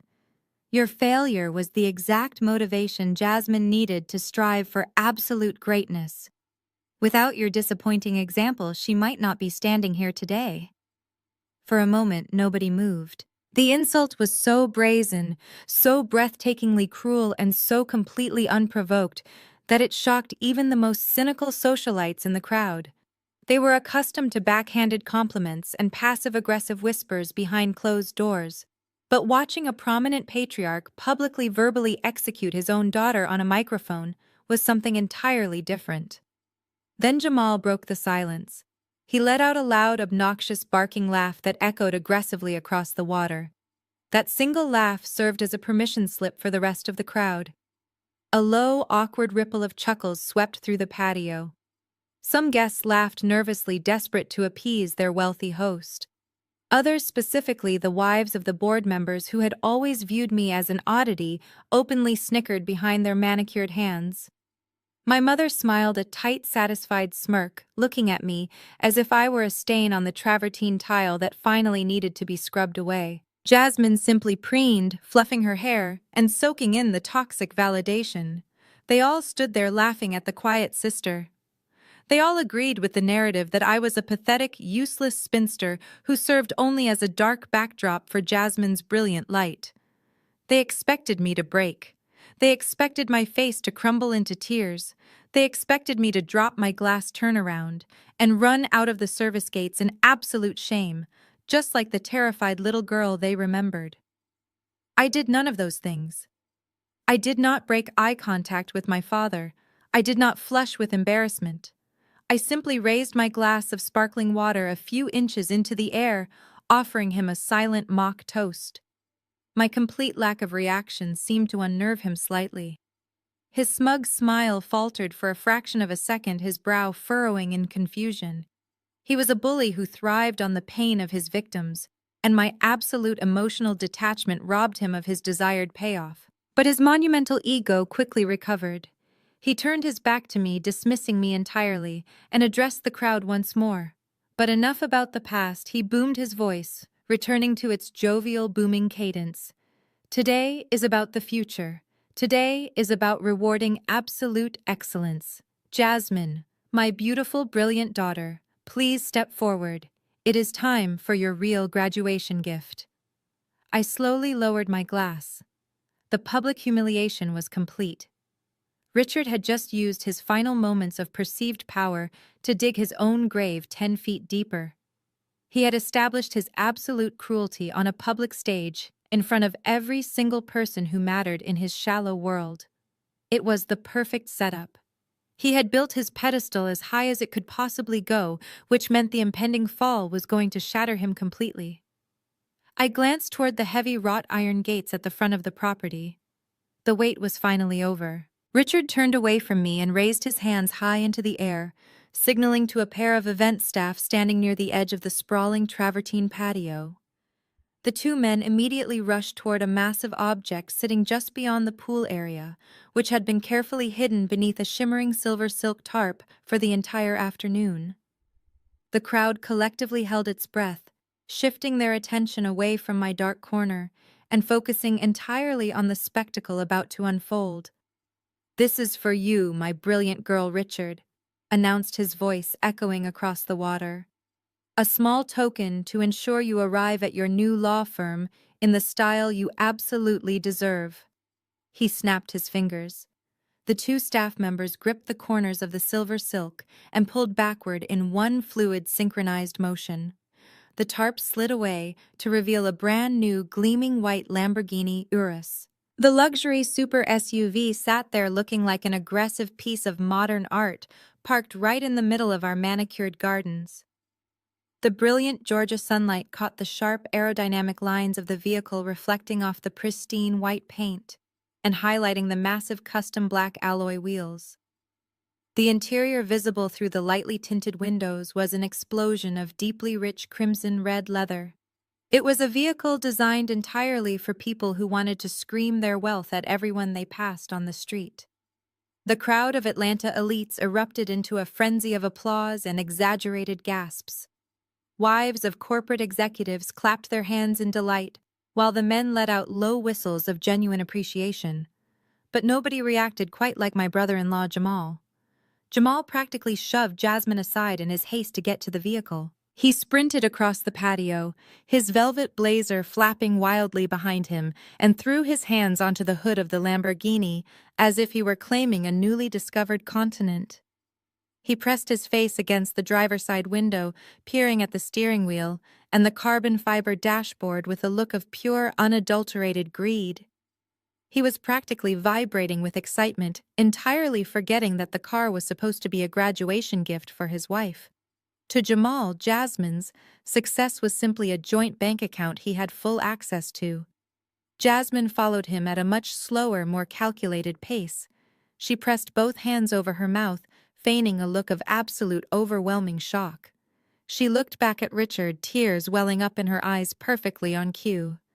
She performed the role of the incredibly grateful, overwhelmed daughter flawlessly. My mother Brenda rushed forward and threw her arms around Jasmine, hugging her tightly, while making sure the event photographer got a clear shot of their touching family moment standing directly in front of the luxury vehicle. Richard walked down from his elevated platform, holding a sleek black velvet box. He approached Jasmine, opened the box, and retrieved a heavy metallic key fob, placing it directly into the palm of her hand. "But I am not finished yet," Richard boomed, speaking loudly so the crowd could still hear him without the microphone. "A car is just a way to get around, it is a tool. But a true legacy requires a solid, permanent foundation. It requires a fortress." The patio fell entirely silent once again. Even Jamal managed to pull his eyes away from the crimson leather interior of the Lamborghini, turning to look at his father-in-law with wide, hungry eyes. Richard reached inside the breast pocket of his bespoke charcoal suit jacket and pulled out a thick, dark mahogany leather binder. The binder had a heavy gold seal pressed into the front cover. He held it up high, making sure the sunlight caught the gold embossing so every wealthy investor and politician on the deck could see the official legal nature of the document. Jasmine, Richard said, his voice dropping into a register of profound, serious emotion. "You are the future of this family. You are the one who will carry our name into the next generation of Atlanta high society. You need a home that reflects your massive achievements. You need a place where you can host your own clients and build your own empire." He took a step forward and placed the heavy leather binder on top of the Lamborghini key fob in Jasmine's hands. "Contained in this binder is the official deed to this very estate," Richard declared, his chest puffed out with maximum pride. $17 million of prime Buckhead real estate, the house, the grounds, the pool, everything you see around you is now completely free and clear in your name. Happy graduation, Jasmine. This kingdom is officially yours. The crowd absolutely lost their minds. They cheered, they stomped their expensive leather shoes against the travertine tile, and they raised their champagne glasses in a massive, chaotic toast. Giving a 28-year-old a luxury car was one thing, but signing over a $17 million estate was a display of financial dominance that cemented Richard's status as an untouchable titan of industry in their eyes. Brenda began openly weeping, dabbing at her eyes with a silk handkerchief. Jasmine clutched the heavy leather binder to her chest, her face a mask of triumphant joy. Jamal threw his arms around the air, shouting his victory to the sky, already imagining the lavish parties he was going to throw in his brand-new mansion. I stood in the deep, cooling shade of the imported palm tree, watching the spectacular circus unfold with absolute clinical detachment. The sheer audacity of my father's lie was breathtaking. I looked at the gleaming white Lamborghini Urus and felt a sharp wave of amusement. The vehicle was not bought. It was leased through a high-risk commercial auto broker under a rapidly dissolving shell corporation. The lease agreement was secured by the very same fraudulent accounting I had confronted him about in the study. The dealership would be sending a flatbed tow truck to repossess that car the moment Richard's primary company officially defaulted, which was going to happen in exactly 10 minutes. Then I looked at the heavy mahogany leather binder Jasmine was hugging so tightly. That binder was nothing more than a prop. The papers inside were utterly worthless pieces of decorative stationery. Richard could not legally transfer the deed to the estate because Richard did not own the estate anymore. Every single brick, every blade of grass, every drop of water in that lotus-filled pool belonged to my private equity firm. I had personally signed the foreclosure acquisition documents 3 days ago. Richard was standing on my property, giving away my house to a woman who had spent her entire life making me feel completely worthless. Jasmine pulled away from her mother and her husband. She held the keys in one hand and the heavy binder in the other. The crowd parted for her as she began to walk around the perimeter of the pool, soaking in the congratulations and the envious stares of her peers. People reached out to touch her arm, congratulating her on her unbelievable fortune. She nodded and smiled, playing the gracious, newly crowned queen. But her victory lap had a very specific, deliberate destination. She broke away from the main cluster of guests and began walking directly toward the dark corner of the patio where I was standing.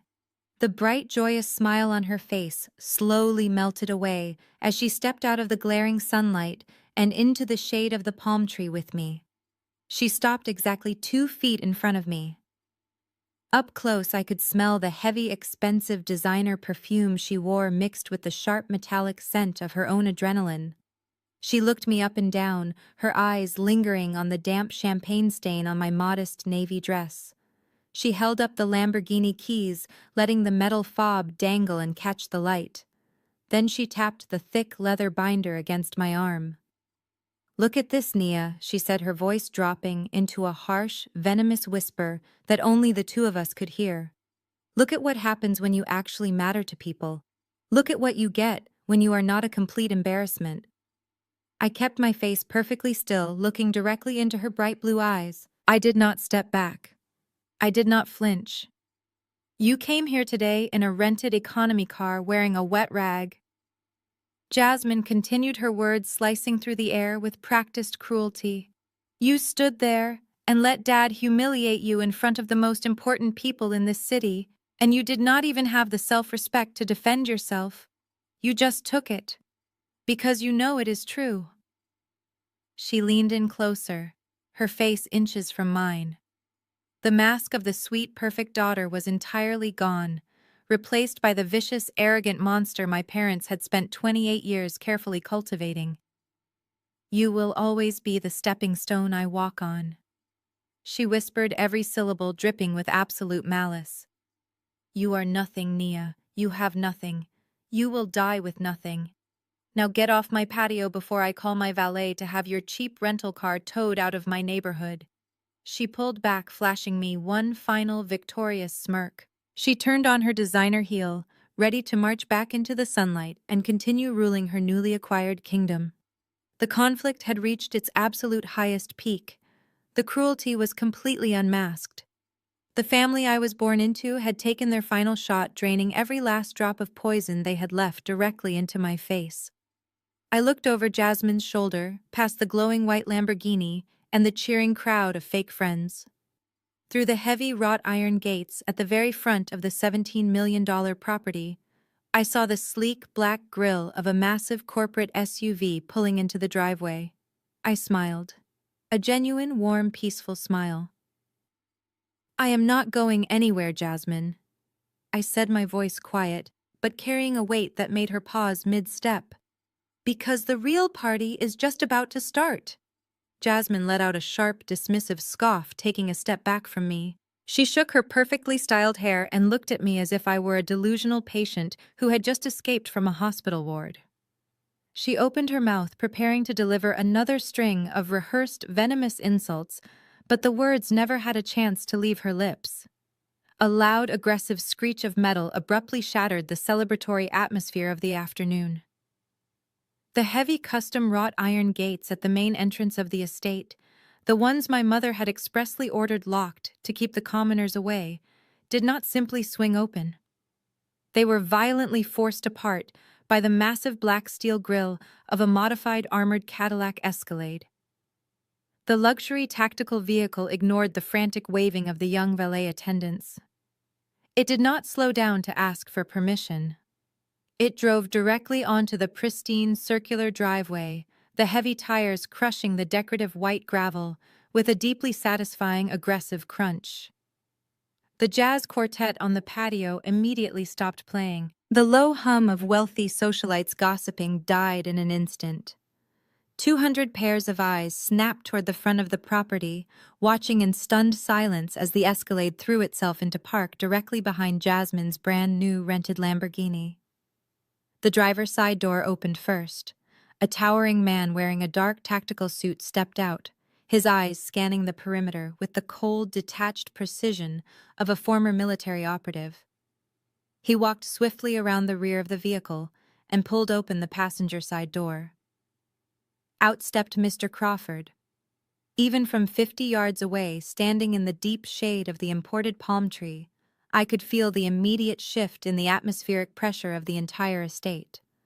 Mr. Crawford was 55 years old, a distinguished African-American man with closely cropped silver hair and eyes that possessed the warmth of a frozen lake. He was wearing a bespoke charcoal gray suit that was tailored with such flawless, lethal precision, it made every other wealthy man on the patio look like they were wearing cheap, borrowed clothing. In his left hand, he carried a sleek black leather briefcase. In his right hand, he held a thick, heavy envelope sealed with bright red wax.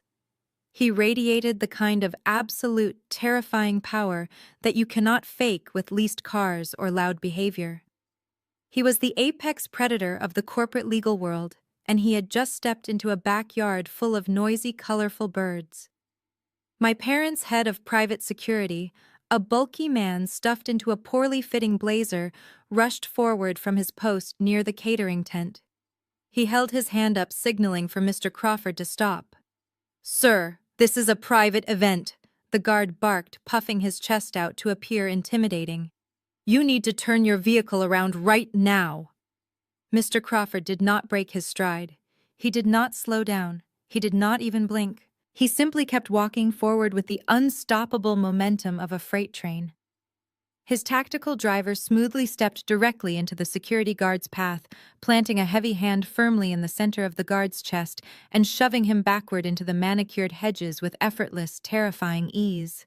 The message was instantly clear to everyone watching: do not interfere. Mr. Crawford stepped off the driveway and onto the glaring white travertine tile of the pool deck. His expensive leather shoes struck the stone with a rhythmic, authoritative click that echoed across the silent water. The crowd of Atlanta elites naturally instinctively parted for him.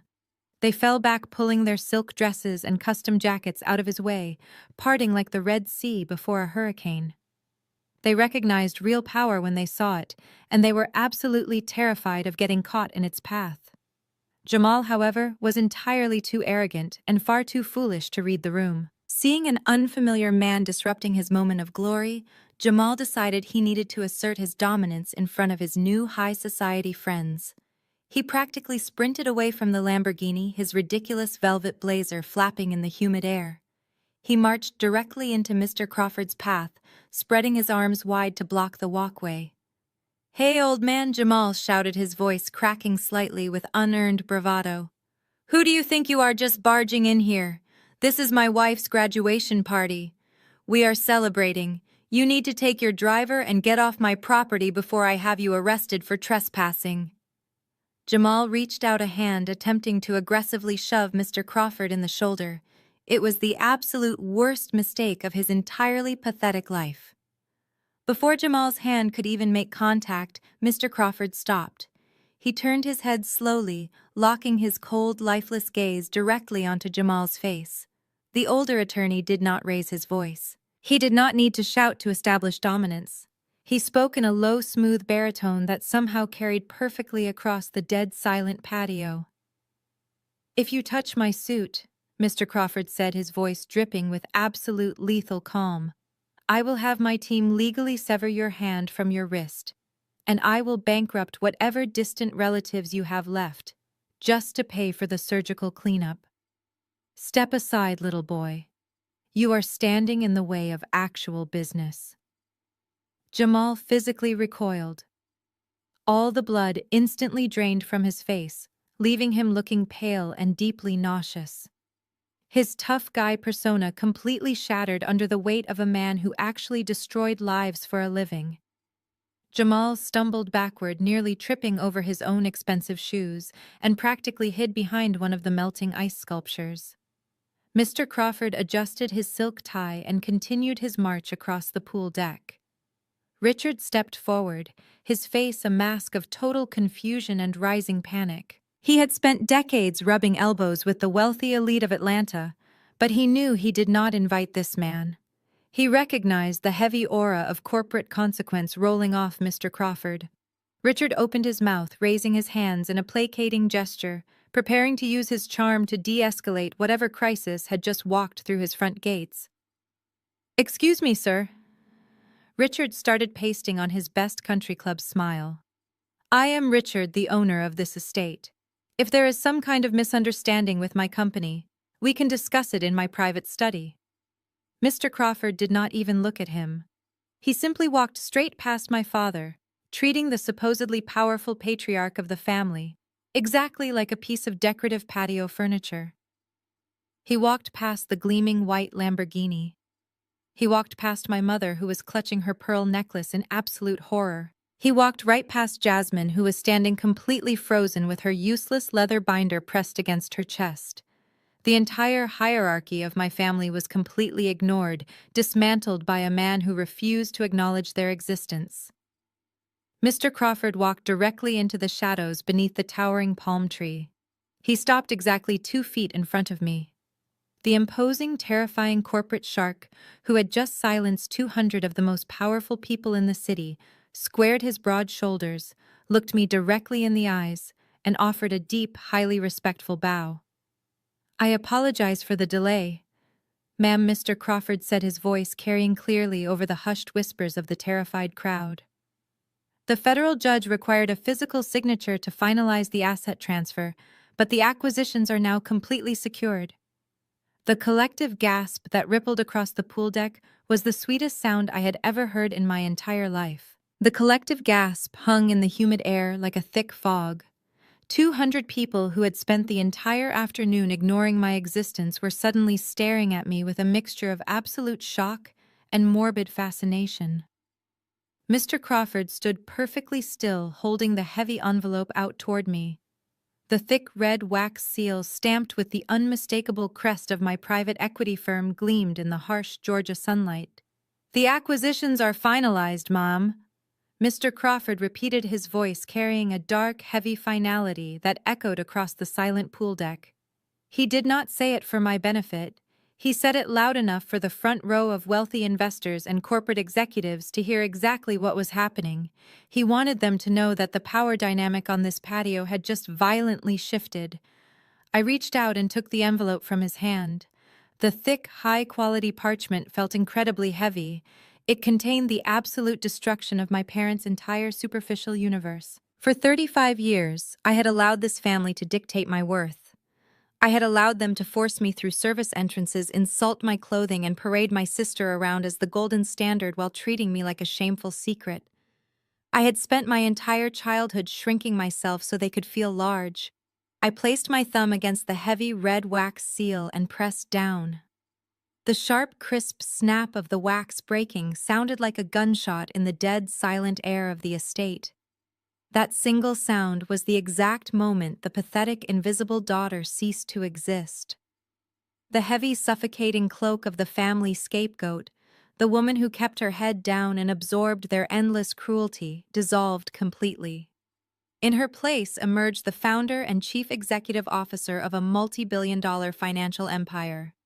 My spine straightened, my shoulders pulled back. The polite, accommodating smile I had worn all afternoon vanished instantly, replaced by the cold, calculating stare of a predator who had finally cornered her prey. I pulled the thick stack of legal documents from the envelope. The crisp, white pages were covered in heavy black text and stamped with the official blue ink of the Federal Bankruptcy Court. I did not need to read them. I had personally drafted the hostile takeover strategy months ago. I simply held them in my hand, a physical manifestation of my absolute authority. I stepped out from the deep, cooling shade of the imported palm tree and into the glaring bright sunlight of the pool deck. Mr. Crawford immediately fell into step exactly 1 pace behind my right shoulder. His tactical presence a silent warning to anyone who even thought about interfering. The crowd of Atlanta elites, the very people who had been laughing at my father's cruel jokes just 5 minutes earlier, scrambled to get out of my way. They pulled their silk dresses and expensive bespoke suits tight against their bodies, giving me a wide berth as I walked toward the elevated platform.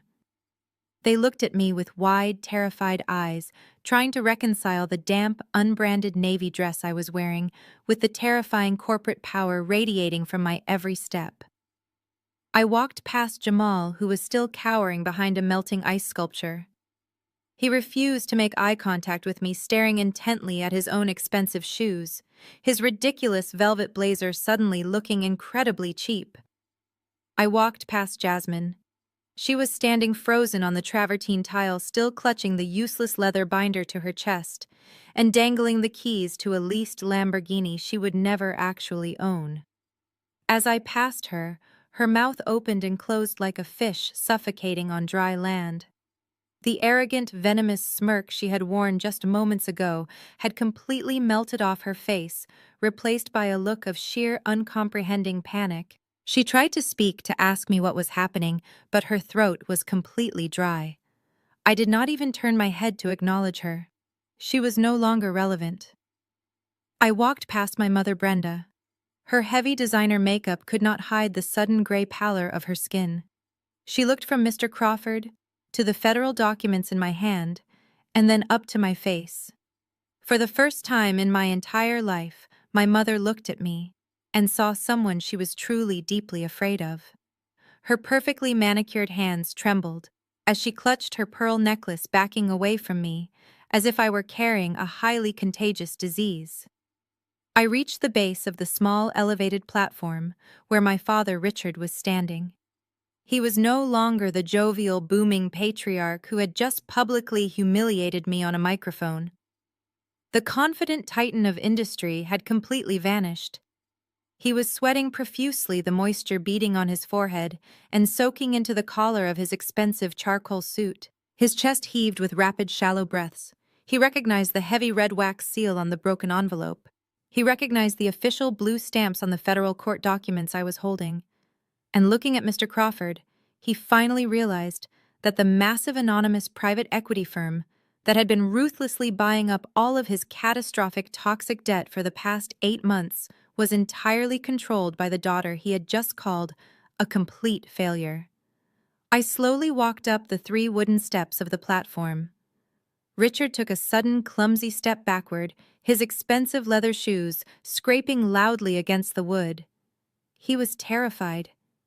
He tried to project authority, he tried to summon the decades of bullying and emotional manipulation he had always used to keep me in line, but his body fundamentally betrayed him. His hands were shaking so violently that the microphone he was holding rattled against the heavy gold ring on his finger. "Nia," he stammered, his deep voice cracking into a pathetic, high-pitched wheeze. "Nia, what is this? What are you doing? Who is this man?" I stepped directly into his personal space, forcing him to look down into my eyes. I could smell the sharp, sour tang of his fear mingling with the expensive scotch on his breath. He was a hollow, brittle shell of a man entirely propped up by stolen money and fake prestige. I did not answer his frantic questions. I did not yell. I did not justify my presence. I simply raised my left hand and reached out toward the microphone he was clutching like a life preserver. He tried to hold on to it. His white knuckles gripped the black plastic, his mind desperately trying to maintain the last shred of his public authority. But his resistance was incredibly weak. He had absolutely no real power left. I wrapped my fingers around the smooth handle of the microphone directly over his shaking hand and applied a slow, steady, unstoppable pressure. I looked completely through him, my eyes stripping away his expensive suit and his fake country club smile, exposing the pathetic, desperate fraud underneath.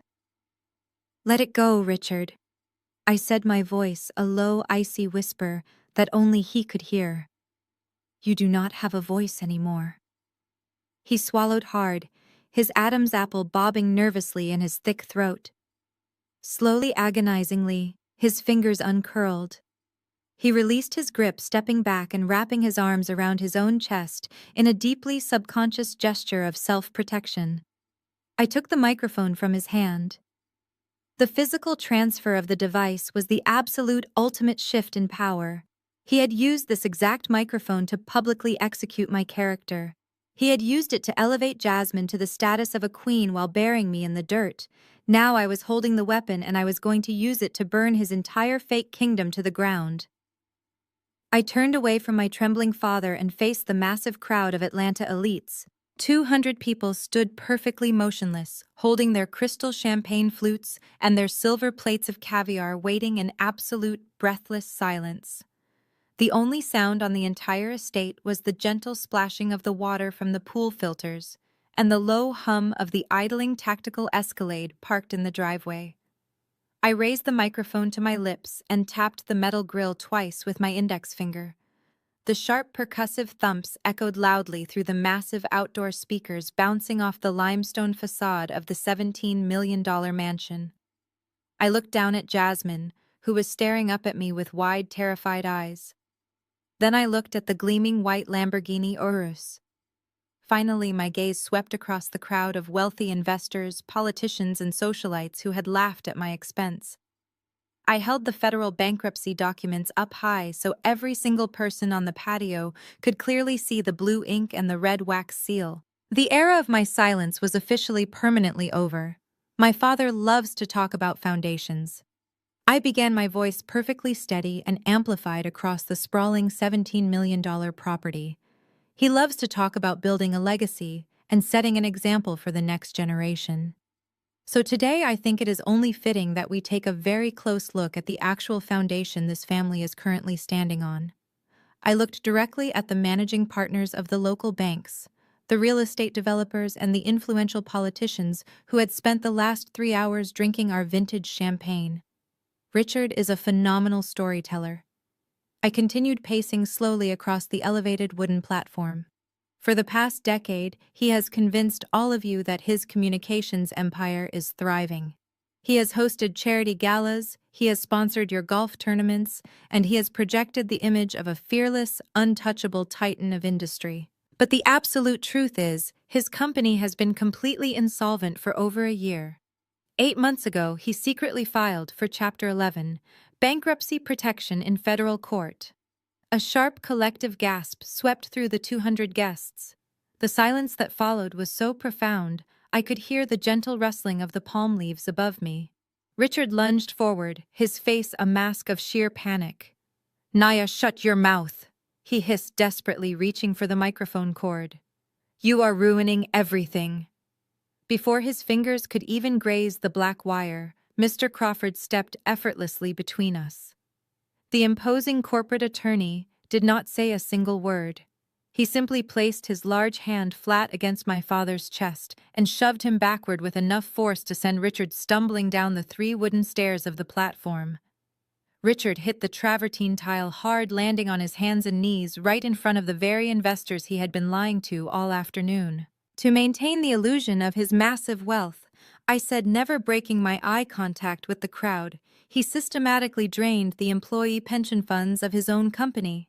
He stole the retirement savings of the people who worked for him. He took out massive high-interest shadow loans from unregulated lenders just to pay for Jasmine's Harvard admission because she absolutely could not get in on her own academic merit. The crowd immediately shifted. The wealthy elite of Atlanta were ruthless when it came to financial failure. They tolerated arrogance, they tolerated cruelty, but they absolutely despised bad debt. I watched as 3 prominent banking executives immediately turned their backs on my father, stepping away from him as if he were suddenly highly radioactive. Jasmine let out a high-pitched, wounded noise. Her perfect posture completely collapsed.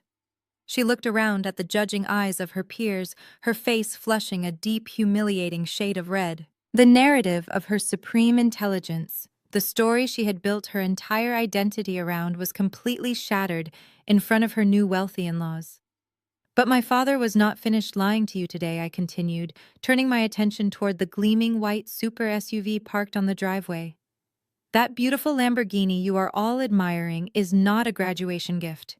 It is a commercial vehicle leased under a rapidly dissolving shell corporation." I looked directly at Jamal, who was still hiding near the melting ice sculpture. "The initial deposit on that lease bounced 3 days ago," I informed him, my voice dripping with absolute cold precision. "The dealership dispatched a flatbed tow truck this morning. It should be arriving at the front gates any minute to repossess that vehicle.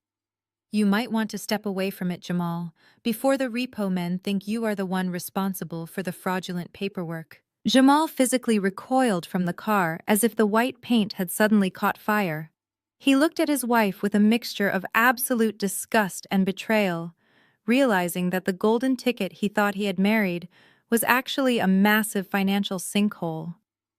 But the absolute masterpiece of my father's delusion is the heavy leather binder my sister is currently clutching, I said, returning my gaze to Jasmine. Jasmine looked down at her hands, her fingers trembling against the dark mahogany leather. Richard just stood on this platform and told all of you he was signing over the deed to this $17 million estate. I announced, my voice echoing clearly over the water. He told you it was completely free and clear. He handed her the keys to her new kingdom. He lied. 10 months ago, the primary bank initiated absolute foreclosure proceedings on this property. They shopped the toxic debt around to various private equity firms, hoping anyone would buy the massive liability Richard had created.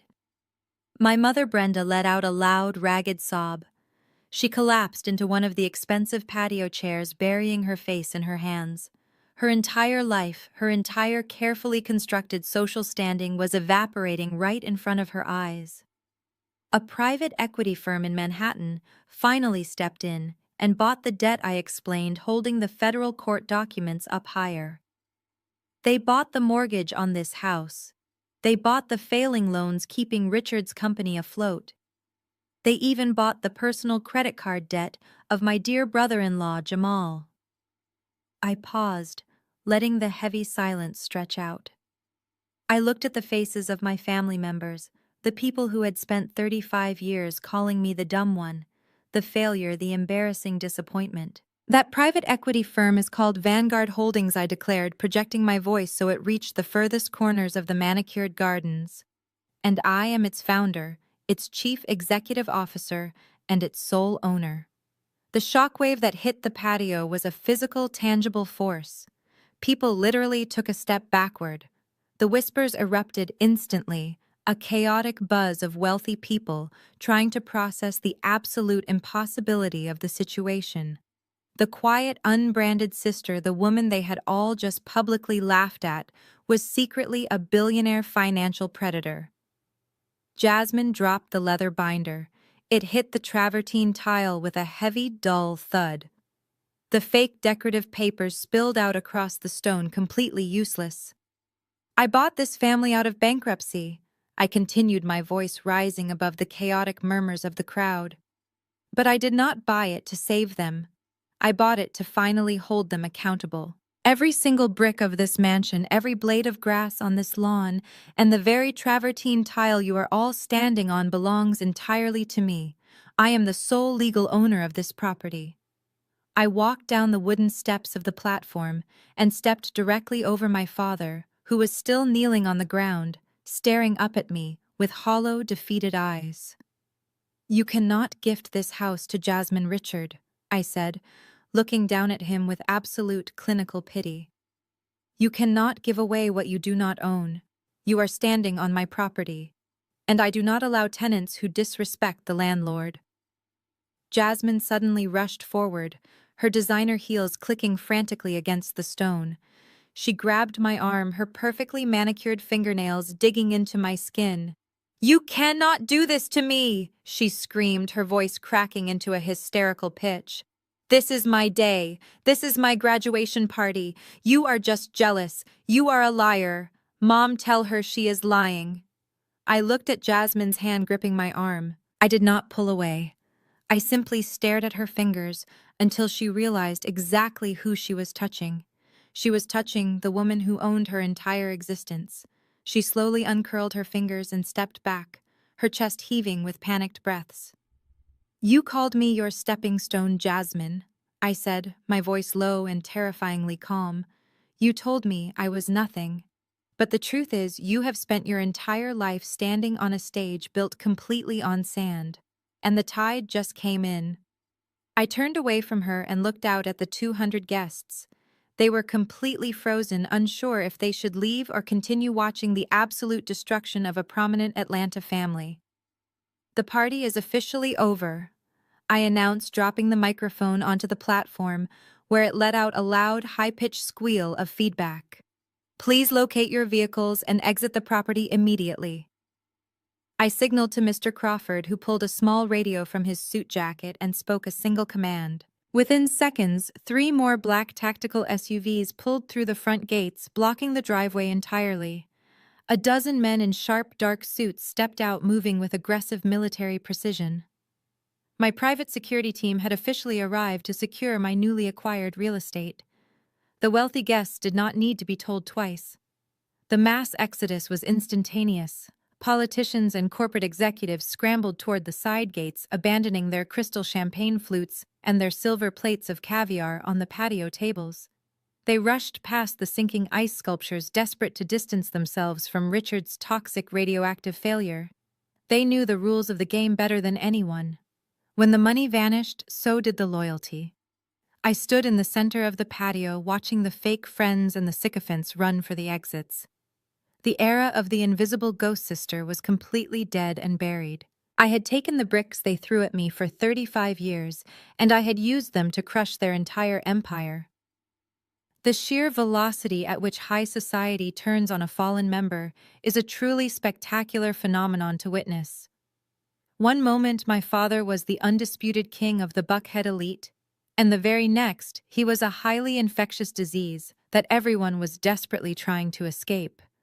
The initial stunned silence on the patio shattered into a million frantic pieces, giving way to absolute utter chaos. It started with the distinct sound of fine crystal shattering. A wealthy real estate developer standing near the front row simply opened his hand, letting his expensive champagne flute drop and smash against the travertine tile. He did not apologize. He did not look back. He grabbed his wife's arm and power-walked toward the exit, muttering furious curses under his breath. That single broken glass acted as the starting gun for the mass exodus. The low murmurs of shock rapidly escalated into loud, aggressive accusations. These were not loyal friends. These were transactional business partners, investors, and politicians who had tied their own public reputations to Richard's supposed financial invincibility. Recognizing that they were currently standing at ground zero of a massive federal bankruptcy scandal, they went into immediate, intense damage control. I watched Harrison, a senior executive at the largest commercial bank in Atlanta, march directly up to the edge of the wooden platform. His face was twisted in an expression of pure, unadulterated disgust. "Richard, tell me right now that she is making this up," Harrison demanded, his voice cutting through the rising panic of the crowd. "Tell me you did not leverage the Commercial Development Fund to hide your insolvency. Tell me you did not commit federal fraud." My father was still scrambling to get up from his hands and knees. His bespoke charcoal suit was wrinkled and covered in dust from the patio stones. The confident, booming patriarch was completely gone. In his place was a terrified, cornered old man, desperately trying to plug the holes in a sinking ship with his bare hands. "Harrison, please, you have to listen to me," Richard sputtered, waving his hands frantically in the air. His face was pale, a sickly grayish white that made him look 10 years older. "It is a misunderstanding. It is a temporary cash flow issue. Nia is exaggerating. She does not understand corporate restructuring. She is unwell, Harrison. She has always been deeply unstable. This is just a pathetic, jealous prank to ruin her sister's special day." He was actually trying to gaslight a senior banking executive. He was trying to use the exact same toxic manipulation tactics he had used on me my entire life. But Harrison was not a vulnerable child. Harrison was a man who analyzed risk for a living. Harrison looked at my father as if he were looking at a cockroach that had just crawled out of a sewer. "You are a dead man, Richard," he said, his voice devoid of any sympathy. "Do not ever call my office again. If you step foot near my bank, I will have you arrested for trespassing before the federal agents even get to you." Harrison turned his back and joined the surging wave of guests rushing toward the side gates. The panic was deeply contagious. Women in custom silk dresses pushed past each other, abandoning their designer clutches on the tables in their desperate haste to flee. I heard Sylvia, a prominent local socialite, who had just been loudly praising my mother's taste in floral arrangements, actively mocking her as she ran. "I always knew they were living far beyond their means," Sylvia hissed to her husband, loud enough for everyone to hear. "Did you see the cheap catering back there? Absolute frauds. The entire family is a complete embarrassment. The hypocrisy was sick enough to choke on, but I simply stood there watching the rats flee the sinking ship. I did not feel a single ounce of pity. Richard realized his audience was vanishing. The powerful network he had spent 3 decades meticulously building was evaporating into thin air right in front of his eyes. He scrambled to his feet, completely abandoning any pretense of dignity. He ran down the steps of the platform and tried to physically grab the arms of the departing guests. "Wait, please do not leave," he begged, his voice cracking into a high-pitched whine. "The party is not over. We are serving the main course in 20 minutes. I can explain everything. I am still the chief executive officer. I still own this town." People actively swatted his hands away. They looked at him with sheer revulsion, brushing their expensive jackets as if his touch had physically soiled them. "It is a lie," Richard screamed, his voice echoing wildly across the half-empty pool deck. He pointed a shaking finger directly at me. "Look at her. She is a low-level desk clerk. She takes the subway. She rents cheap cars. Do you honestly believe a woman who looks like that could buy a multi-million-dollar company? She printed those fake documents at a local copy shop. She is having a psychotic mental breakdown." He was screaming into the void. The guests were not listening to him, but his desperate, loud denials were starting to create a small pocket of confusion near the catering tents.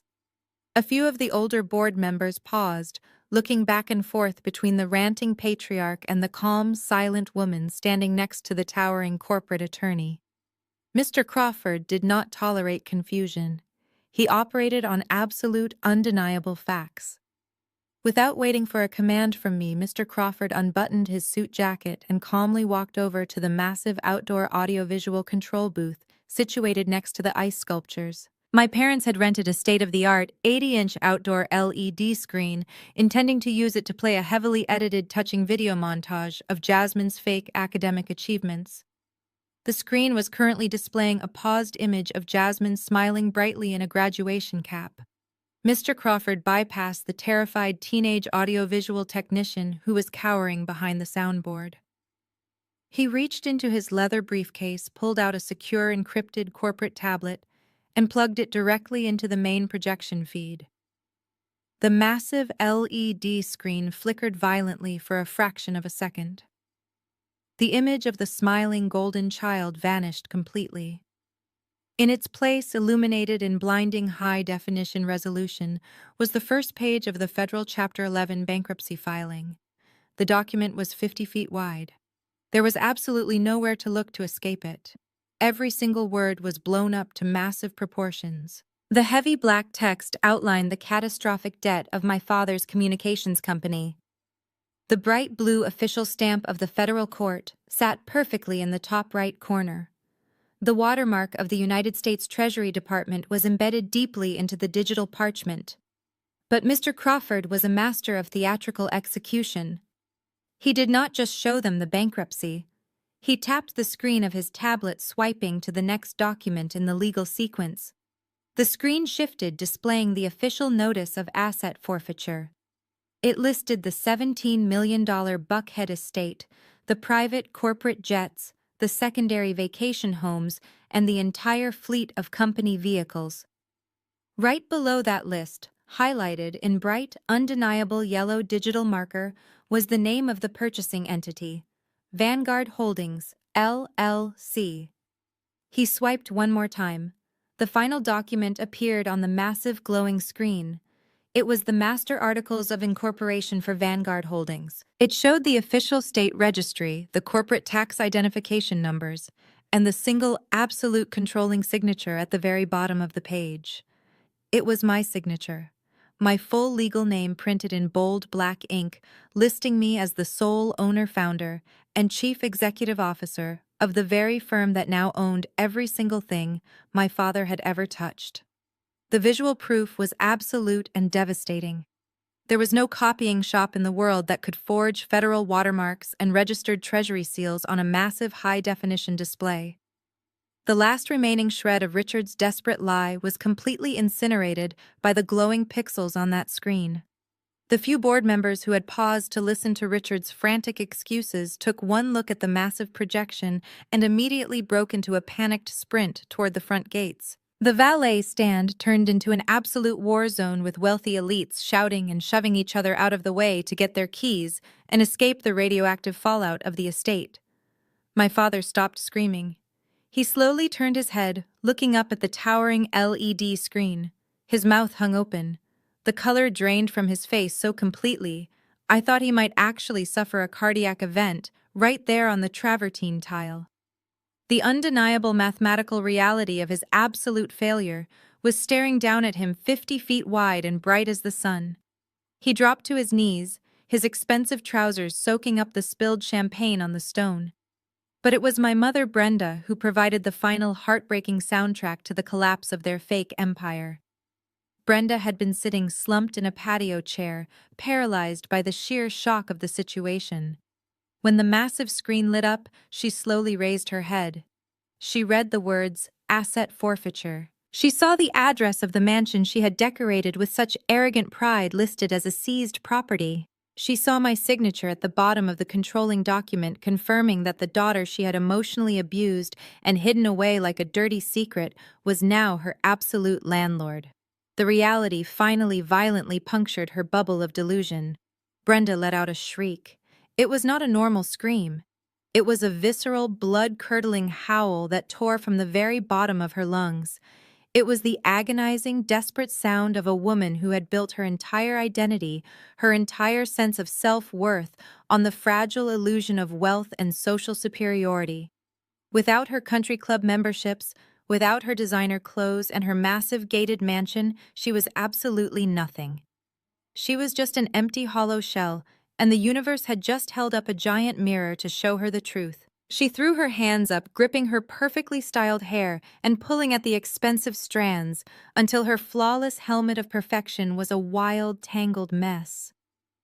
She collapsed onto the stone deck next to my father, weeping hysterically and beating her manicured fists against the ground.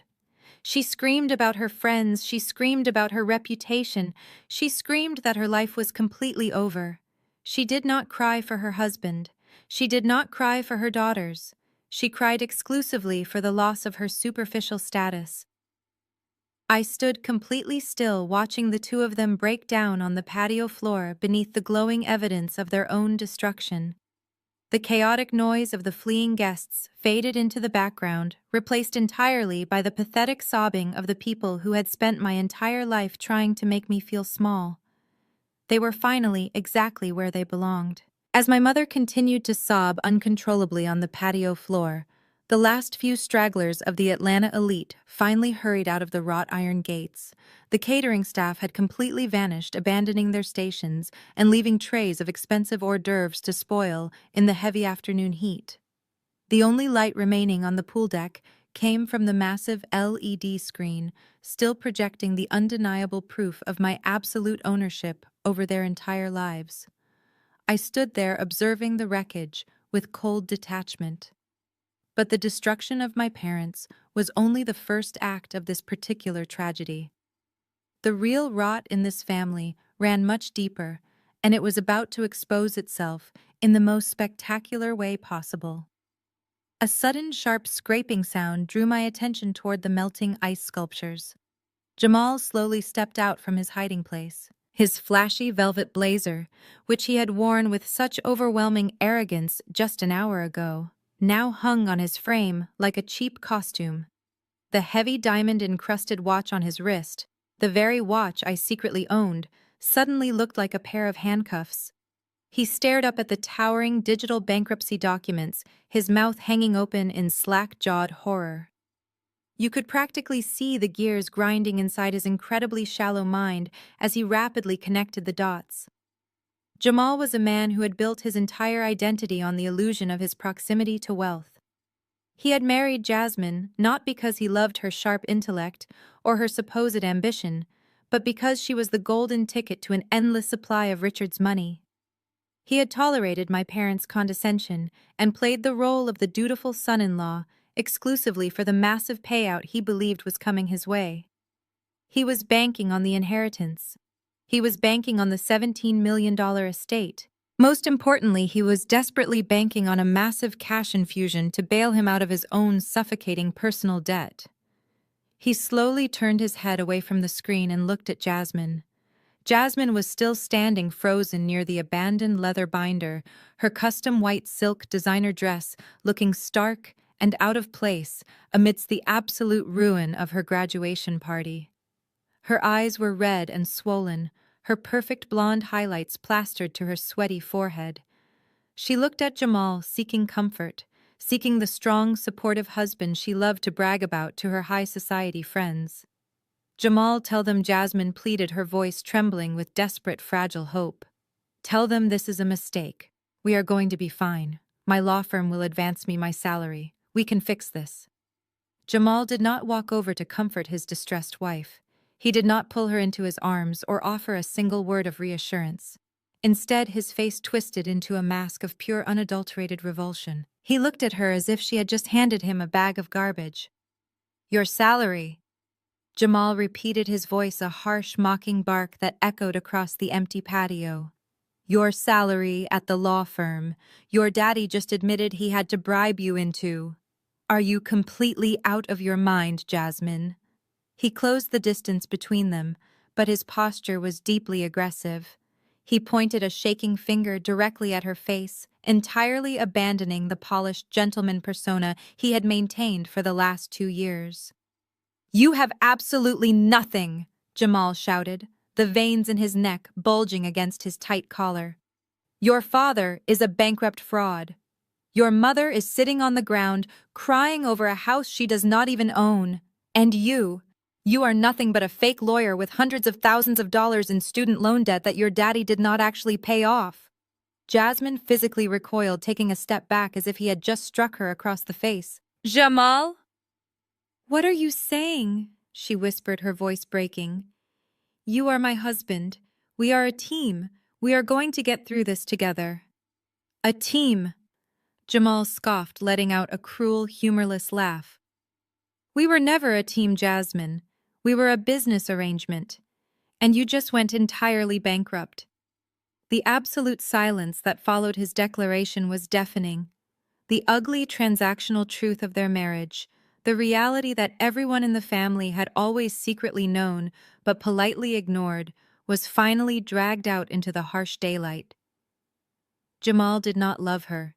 He loved the brand new Lamborghini that was currently waiting to be repossessed. He loved the black credit card that was entirely funded by my private equity firm. He loved the illusion of power. I did not sign up for this, Jamal continued, his voice rising to a hysterical pitch. I did not marry into this family to live in a cramped apartment and eat discount groceries while you try to figure out how to be a real lawyer. I married the daughter of a millionaire. I married a trust fund. I did not marry a broke charity case who cannot even afford her own designer shoes. Jasmine let out a sharp, agonizing gasp. The final pillar of her carefully constructed world instantly snapped in half. Her father was a fraud, her mother was a broken mess, her sister was her landlord, and now her husband, the man she had proudly paraded around the country club, was publicly telling her she was absolutely worthless, without a bank account attached to her name.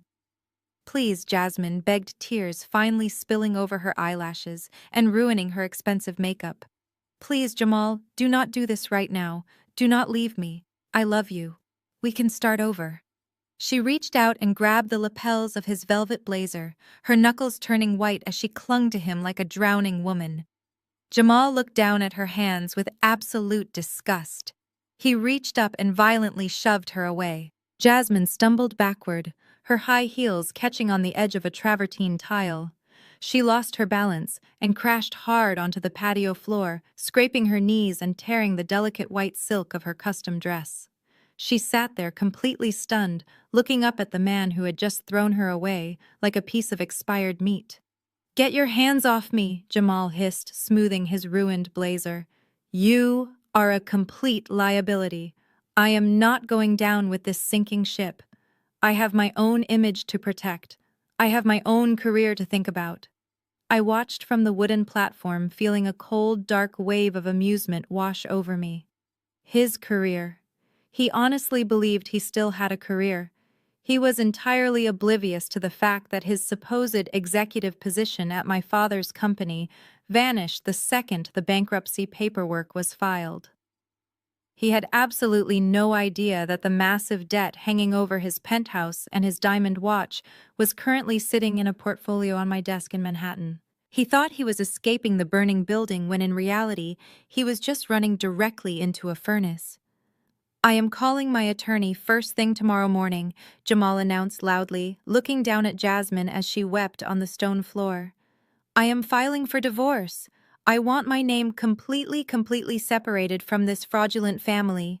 Do not call my phone. Do not come back to the condo. You can stay here and beg your sister for a room in the basement." He did not even look at Richard or Brenda. He turned on his heel and marched briskly toward the side gate, his expensive shoes clicking sharply against the stone. He walked right past Mr. Crawford, keeping his head down, completely terrified of making eye contact with the man who actually held the keys to his destruction. Jamal disappeared through the wrought iron gate, leaving his wife sobbing uncontrollably on the ground.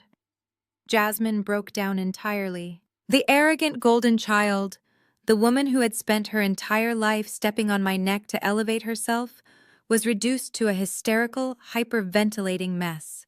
She pulled her knees to her chest, wrapping her arms around her legs, and rocking back and forth on the hard stone. She wailed a loud, piercing sound of absolute total heartbreak and profound humiliation. Between the wailing of my mother and the hysterical sobbing of my sister, the beautiful $17 million patio sounded exactly like a psychological ward. I stood perfectly still, watching the catastrophic implosion of the family dynamic. They had built a beautiful, towering castle entirely out of lies, greed, and emotional abuse.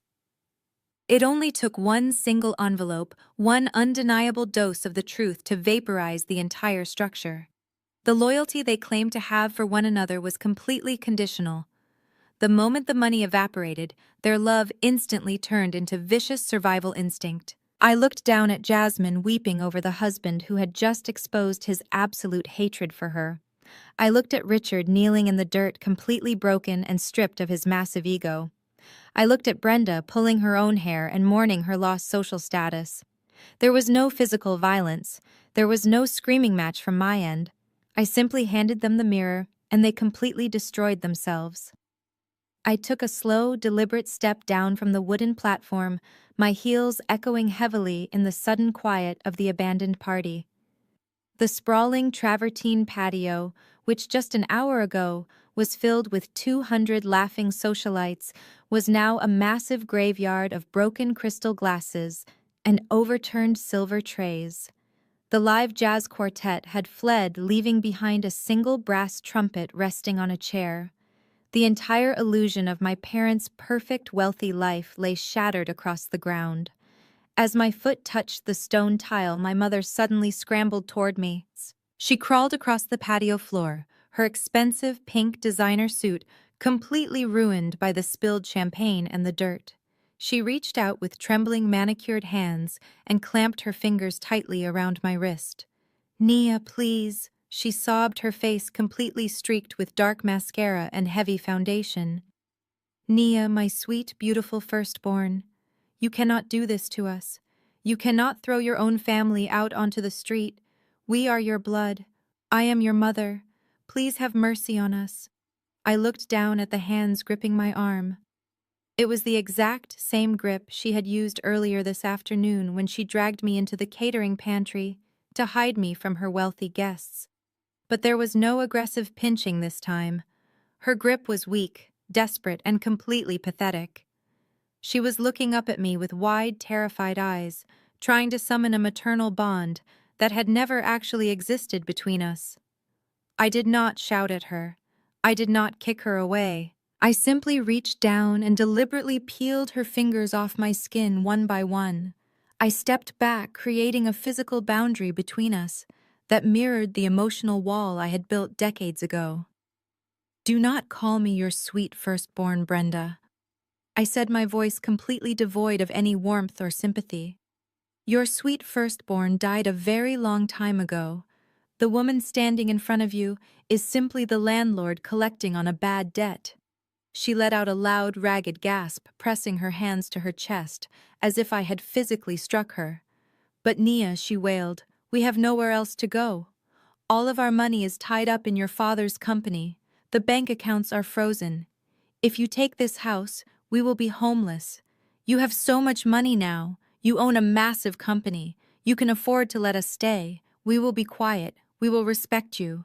Just please do not take my home. Your home, I repeated, tilting my head slightly. You mean the home you specifically ordered me not to park my cheap rental car in front of just 3 hours ago?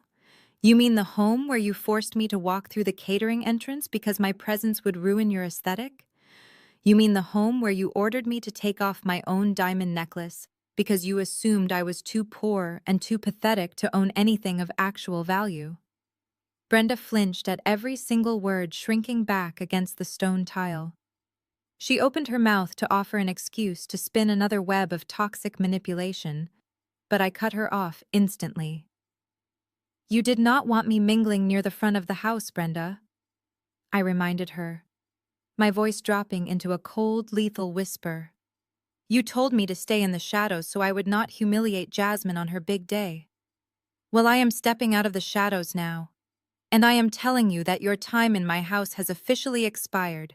I turned my attention away from the weeping woman on the ground and looked toward the long, circular driveway.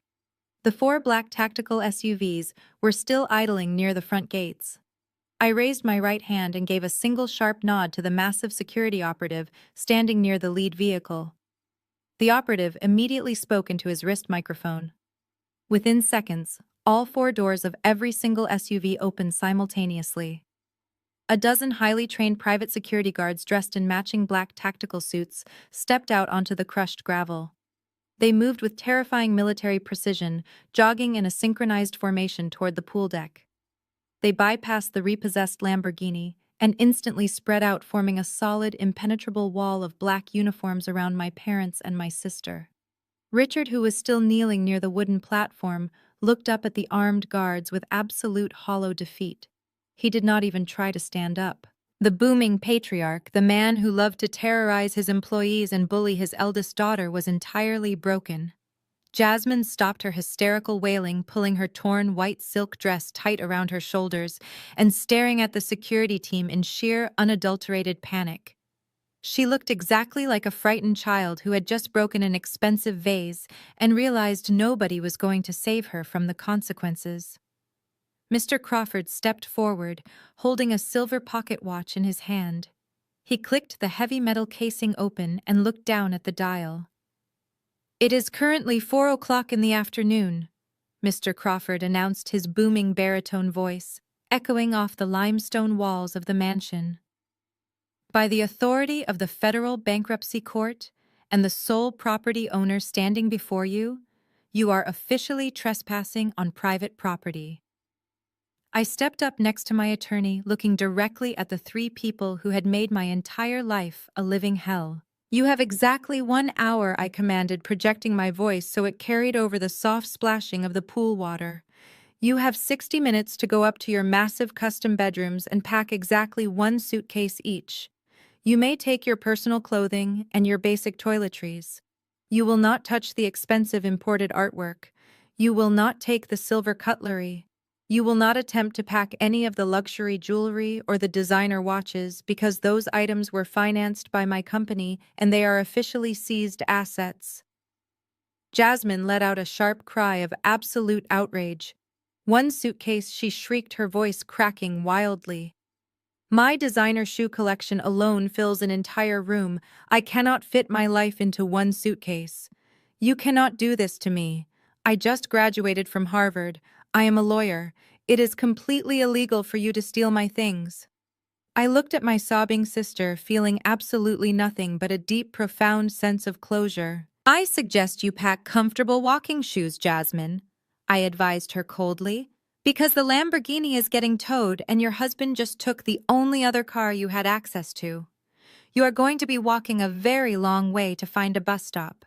And if you think you can sue me, you are welcome to try representing yourself, since you can no longer afford to hire a real attorney. My father finally found his voice. It was a pathetic, raspy whisper entirely stripped of its former arrogant power. Nia, please. he begged, his shoulders slumping forward in total absolute surrender. I am an old man. I built this family. I gave you life. You cannot just throw us onto the street like stray dogs. Give us a week. Just give us a few days to find a hotel and figure out our finances. We have nothing left. I stared down at the man who had dragged me into his study and threatened to permanently erase me from the family history simply because I would not surrender my only inheritance to fund Jasmine's fake success. He had promised to blacklist me. He had promised to destroy my life. Now he was begging for a hotel room.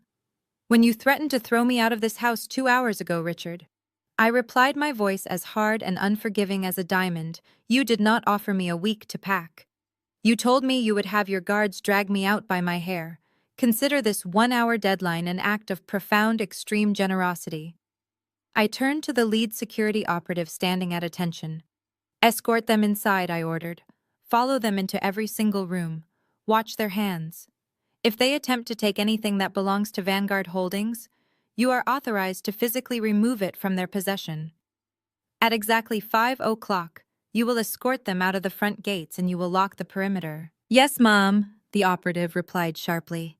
He gestured to his team and the dozen guards immediately moved in, surrounding my parents and my sister, closing the physical circle around them. Get up! The operative barked, his voice entirely devoid of the polite deference they were used to receiving from the hired help.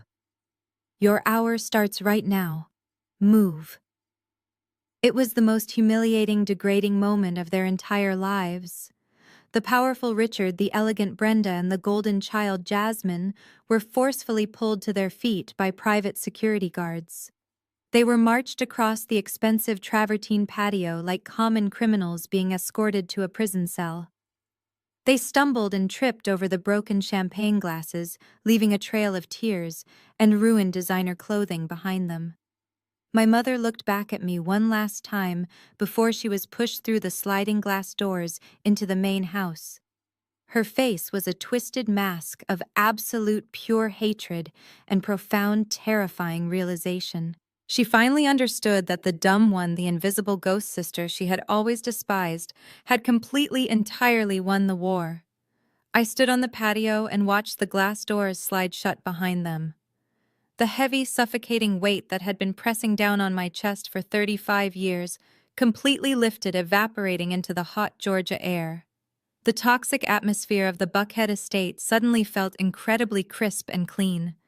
The kingdom of lies had officially fallen, and I was the only one left standing. 6 months have passed since the heavy wrought iron gates of the Buckhead estate closed behind my family for the very last time.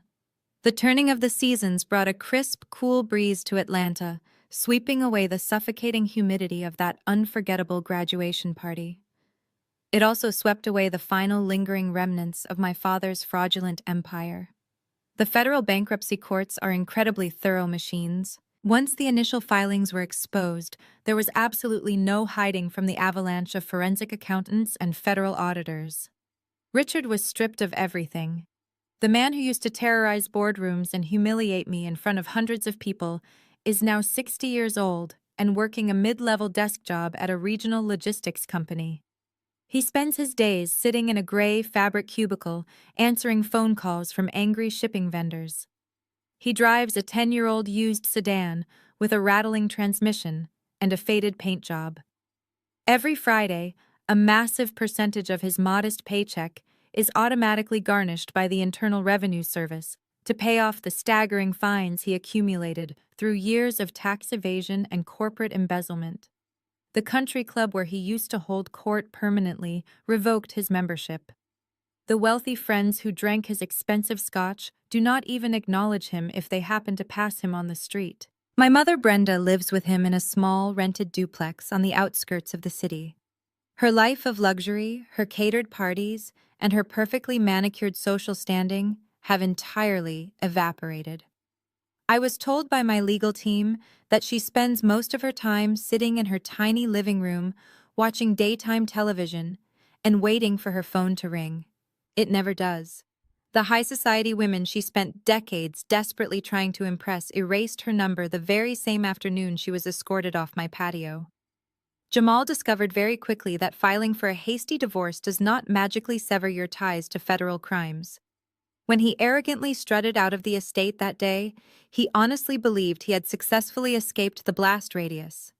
He did not realize that my legal team at Vanguard Holdings had already compiled a massive undeniable portfolio of his fraudulent shadow loan applications. We handed that entire portfolio directly over to the federal authorities. Today, Jamal is not wearing velvet blazers or attending exclusive charity galas. He is currently under active federal investigation for multiple counts of wire fraud and criminal credit manipulation. His luxury downtown penthouse was seized by the bank. His diamond-encrusted watches were sold at a public police auction. He is currently living in a cheap motel, desperately trying to find a public defender who will take his case because he can no longer afford private representation. And then there is Jasmine, the golden child, the brilliant legal mind my father had literally bankrupted his own company to create. Without Richard there to write massive donation checks or hire senior paralegals to do her heavy lifting, Jasmine was finally forced to step into the real world and rely entirely on her own abilities.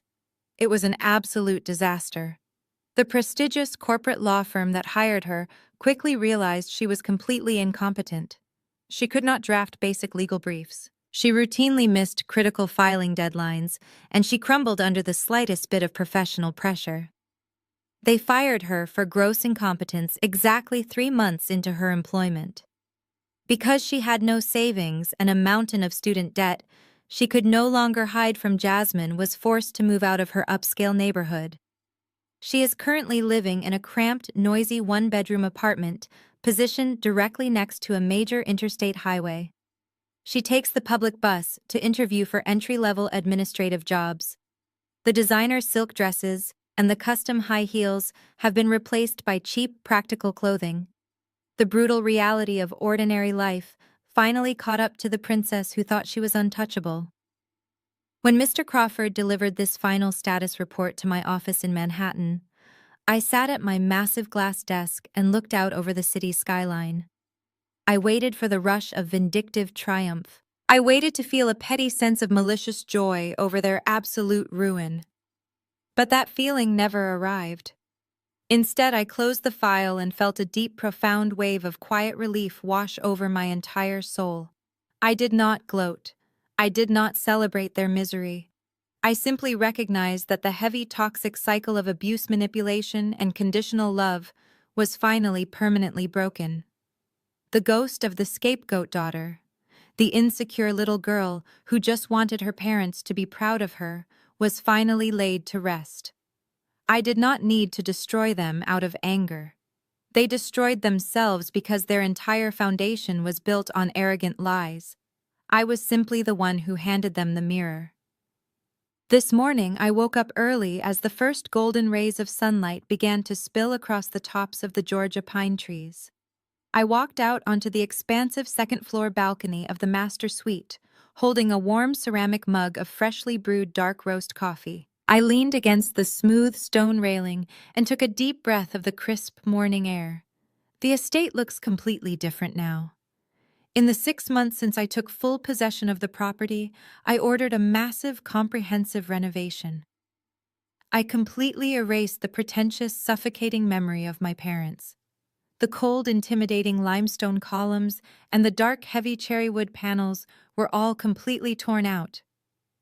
I replaced them with warm, inviting earth tones, massive floor-to-ceiling windows that let in the natural light and authentic, vibrant artwork created by local minority artists.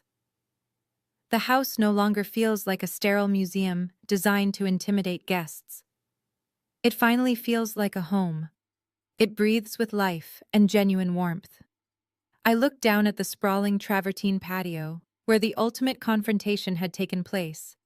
There were no melting ice sculptures today. There were no fake socialites wearing uncomfortable designer clothing and trading hollow compliments. Instead, the patio was filled with the sound of genuine, booming laughter. I had flown my core executive team down from New York for a weekend corporate retreat. These were the people who had been in the trenches with me for the last 10 years.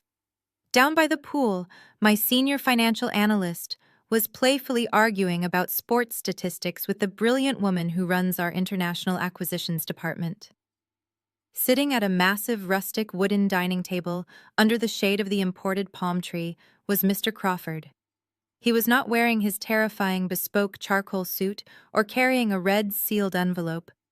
He was wearing a comfortable linen shirt, leaning back in his chair and smiling warmly as he shared a story about his grandchildren. Sitting next to him was my very first Wall Street mentor, the woman who had taken a chance on a quiet 25-year-old girl and taught me how to ruthlessly navigate the private equity sector. I stood on the balcony watching them share fresh pastries and pour each other coffee.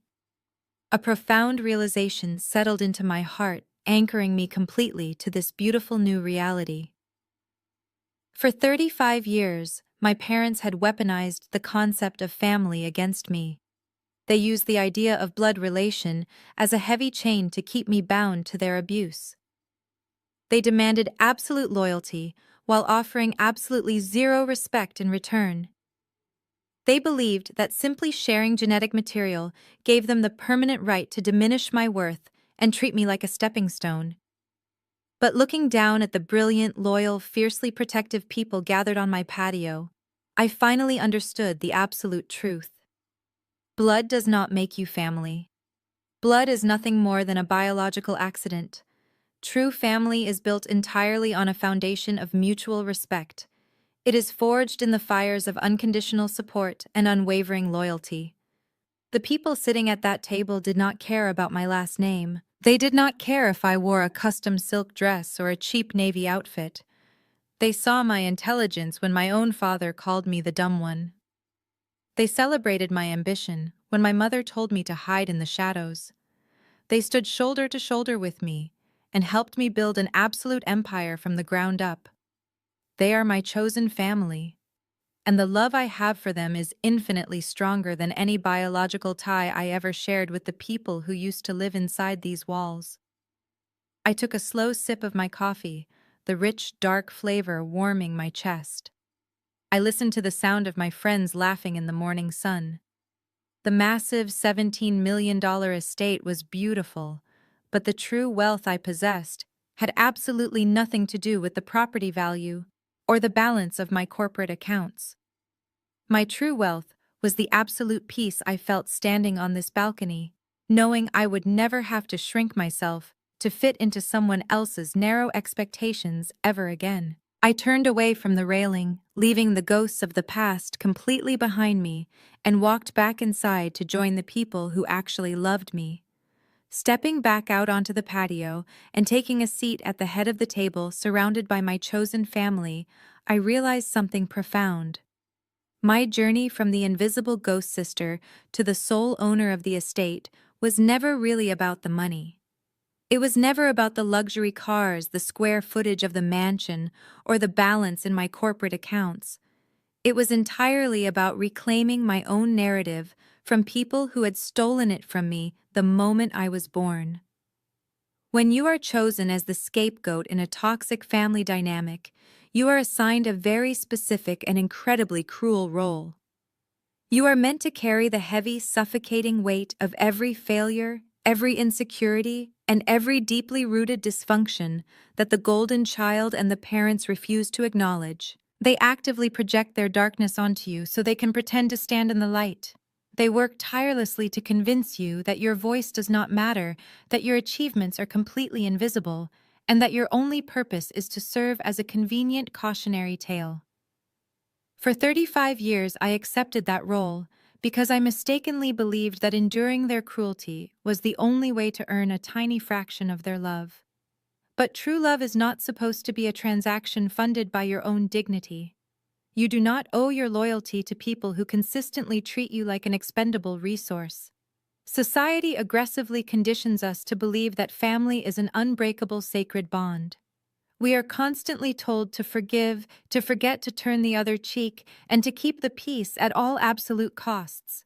But keeping the peace in a toxic environment usually just means silently absorbing the brutal war they are waging against your mental health. Walking away from people who share your blood is often viewed by the outside world as the ultimate betrayal. People who have never lived in a house full of emotional abuse will call you cold. They will call you ungrateful. They will confidently tell you that you are destroying the family. But you cannot destroy a foundation that was already fundamentally rotten. You cannot break something that was completely shattered long before you decided to stop walking on the glass. Leaving my parents and my sister behind, cutting off their financial supply, and legally evicting them from my property was the hardest and most necessary decision of my entire life. I had to mourn the supportive, loving family I deserved, but never actually received. But in that empty space, in that profound, quiet absence, I finally found the room to build my own authentic identity. I took all the rejection, all the passive-aggressive insults, the times I was forced to use the service entrance, and the moments I was publicly humiliated, and I forged them into an unbreakable armor. I channeled every single ounce of that pain into a relentless drive for absolute independence. I did not need a Harvard degree bought with stolen money. I did not need a massive inheritance. I just needed my own unyielding belief in my own worth. Many people look at what happened on that pool deck and think it was a masterpiece of calculated vengeance. They see the foreclosed mansion, the repossessed luxury cars, the terrified investors, and the public exposure of my father's bankruptcy as the ultimate retaliation. But let me tell you a secret. The financial takedown was simply a natural byproduct of the truth finally coming to light. The real victory happened quietly in the years before that day, when I chose to stop seeking their validation. Because the greatest revenge isn't destroying people who hurt you, it's proving you can build an empire out of the bricks they threw at you. Every insult my father threw at me in his private study was a brick. Every time my mother diminished my accomplishments to her country club friends, it was a brick. Every cruel, venomous whisper from my sister was a brick. For decades, I carried those heavy bricks around, letting them weigh me down and crush my spirit. But then I realized I had a choice. I could put them down. I could stack them up. I could use their absolute negativity to build the foundation of a massive fortress they could never penetrate. And that is exactly what I did. I built a multi-billion-dollar private equity firm. I built a life filled with genuine mutual respect. I built a chosen family that loves me unconditionally. I built an empire that completely, entirely eclipsed their fragile kingdom of lies.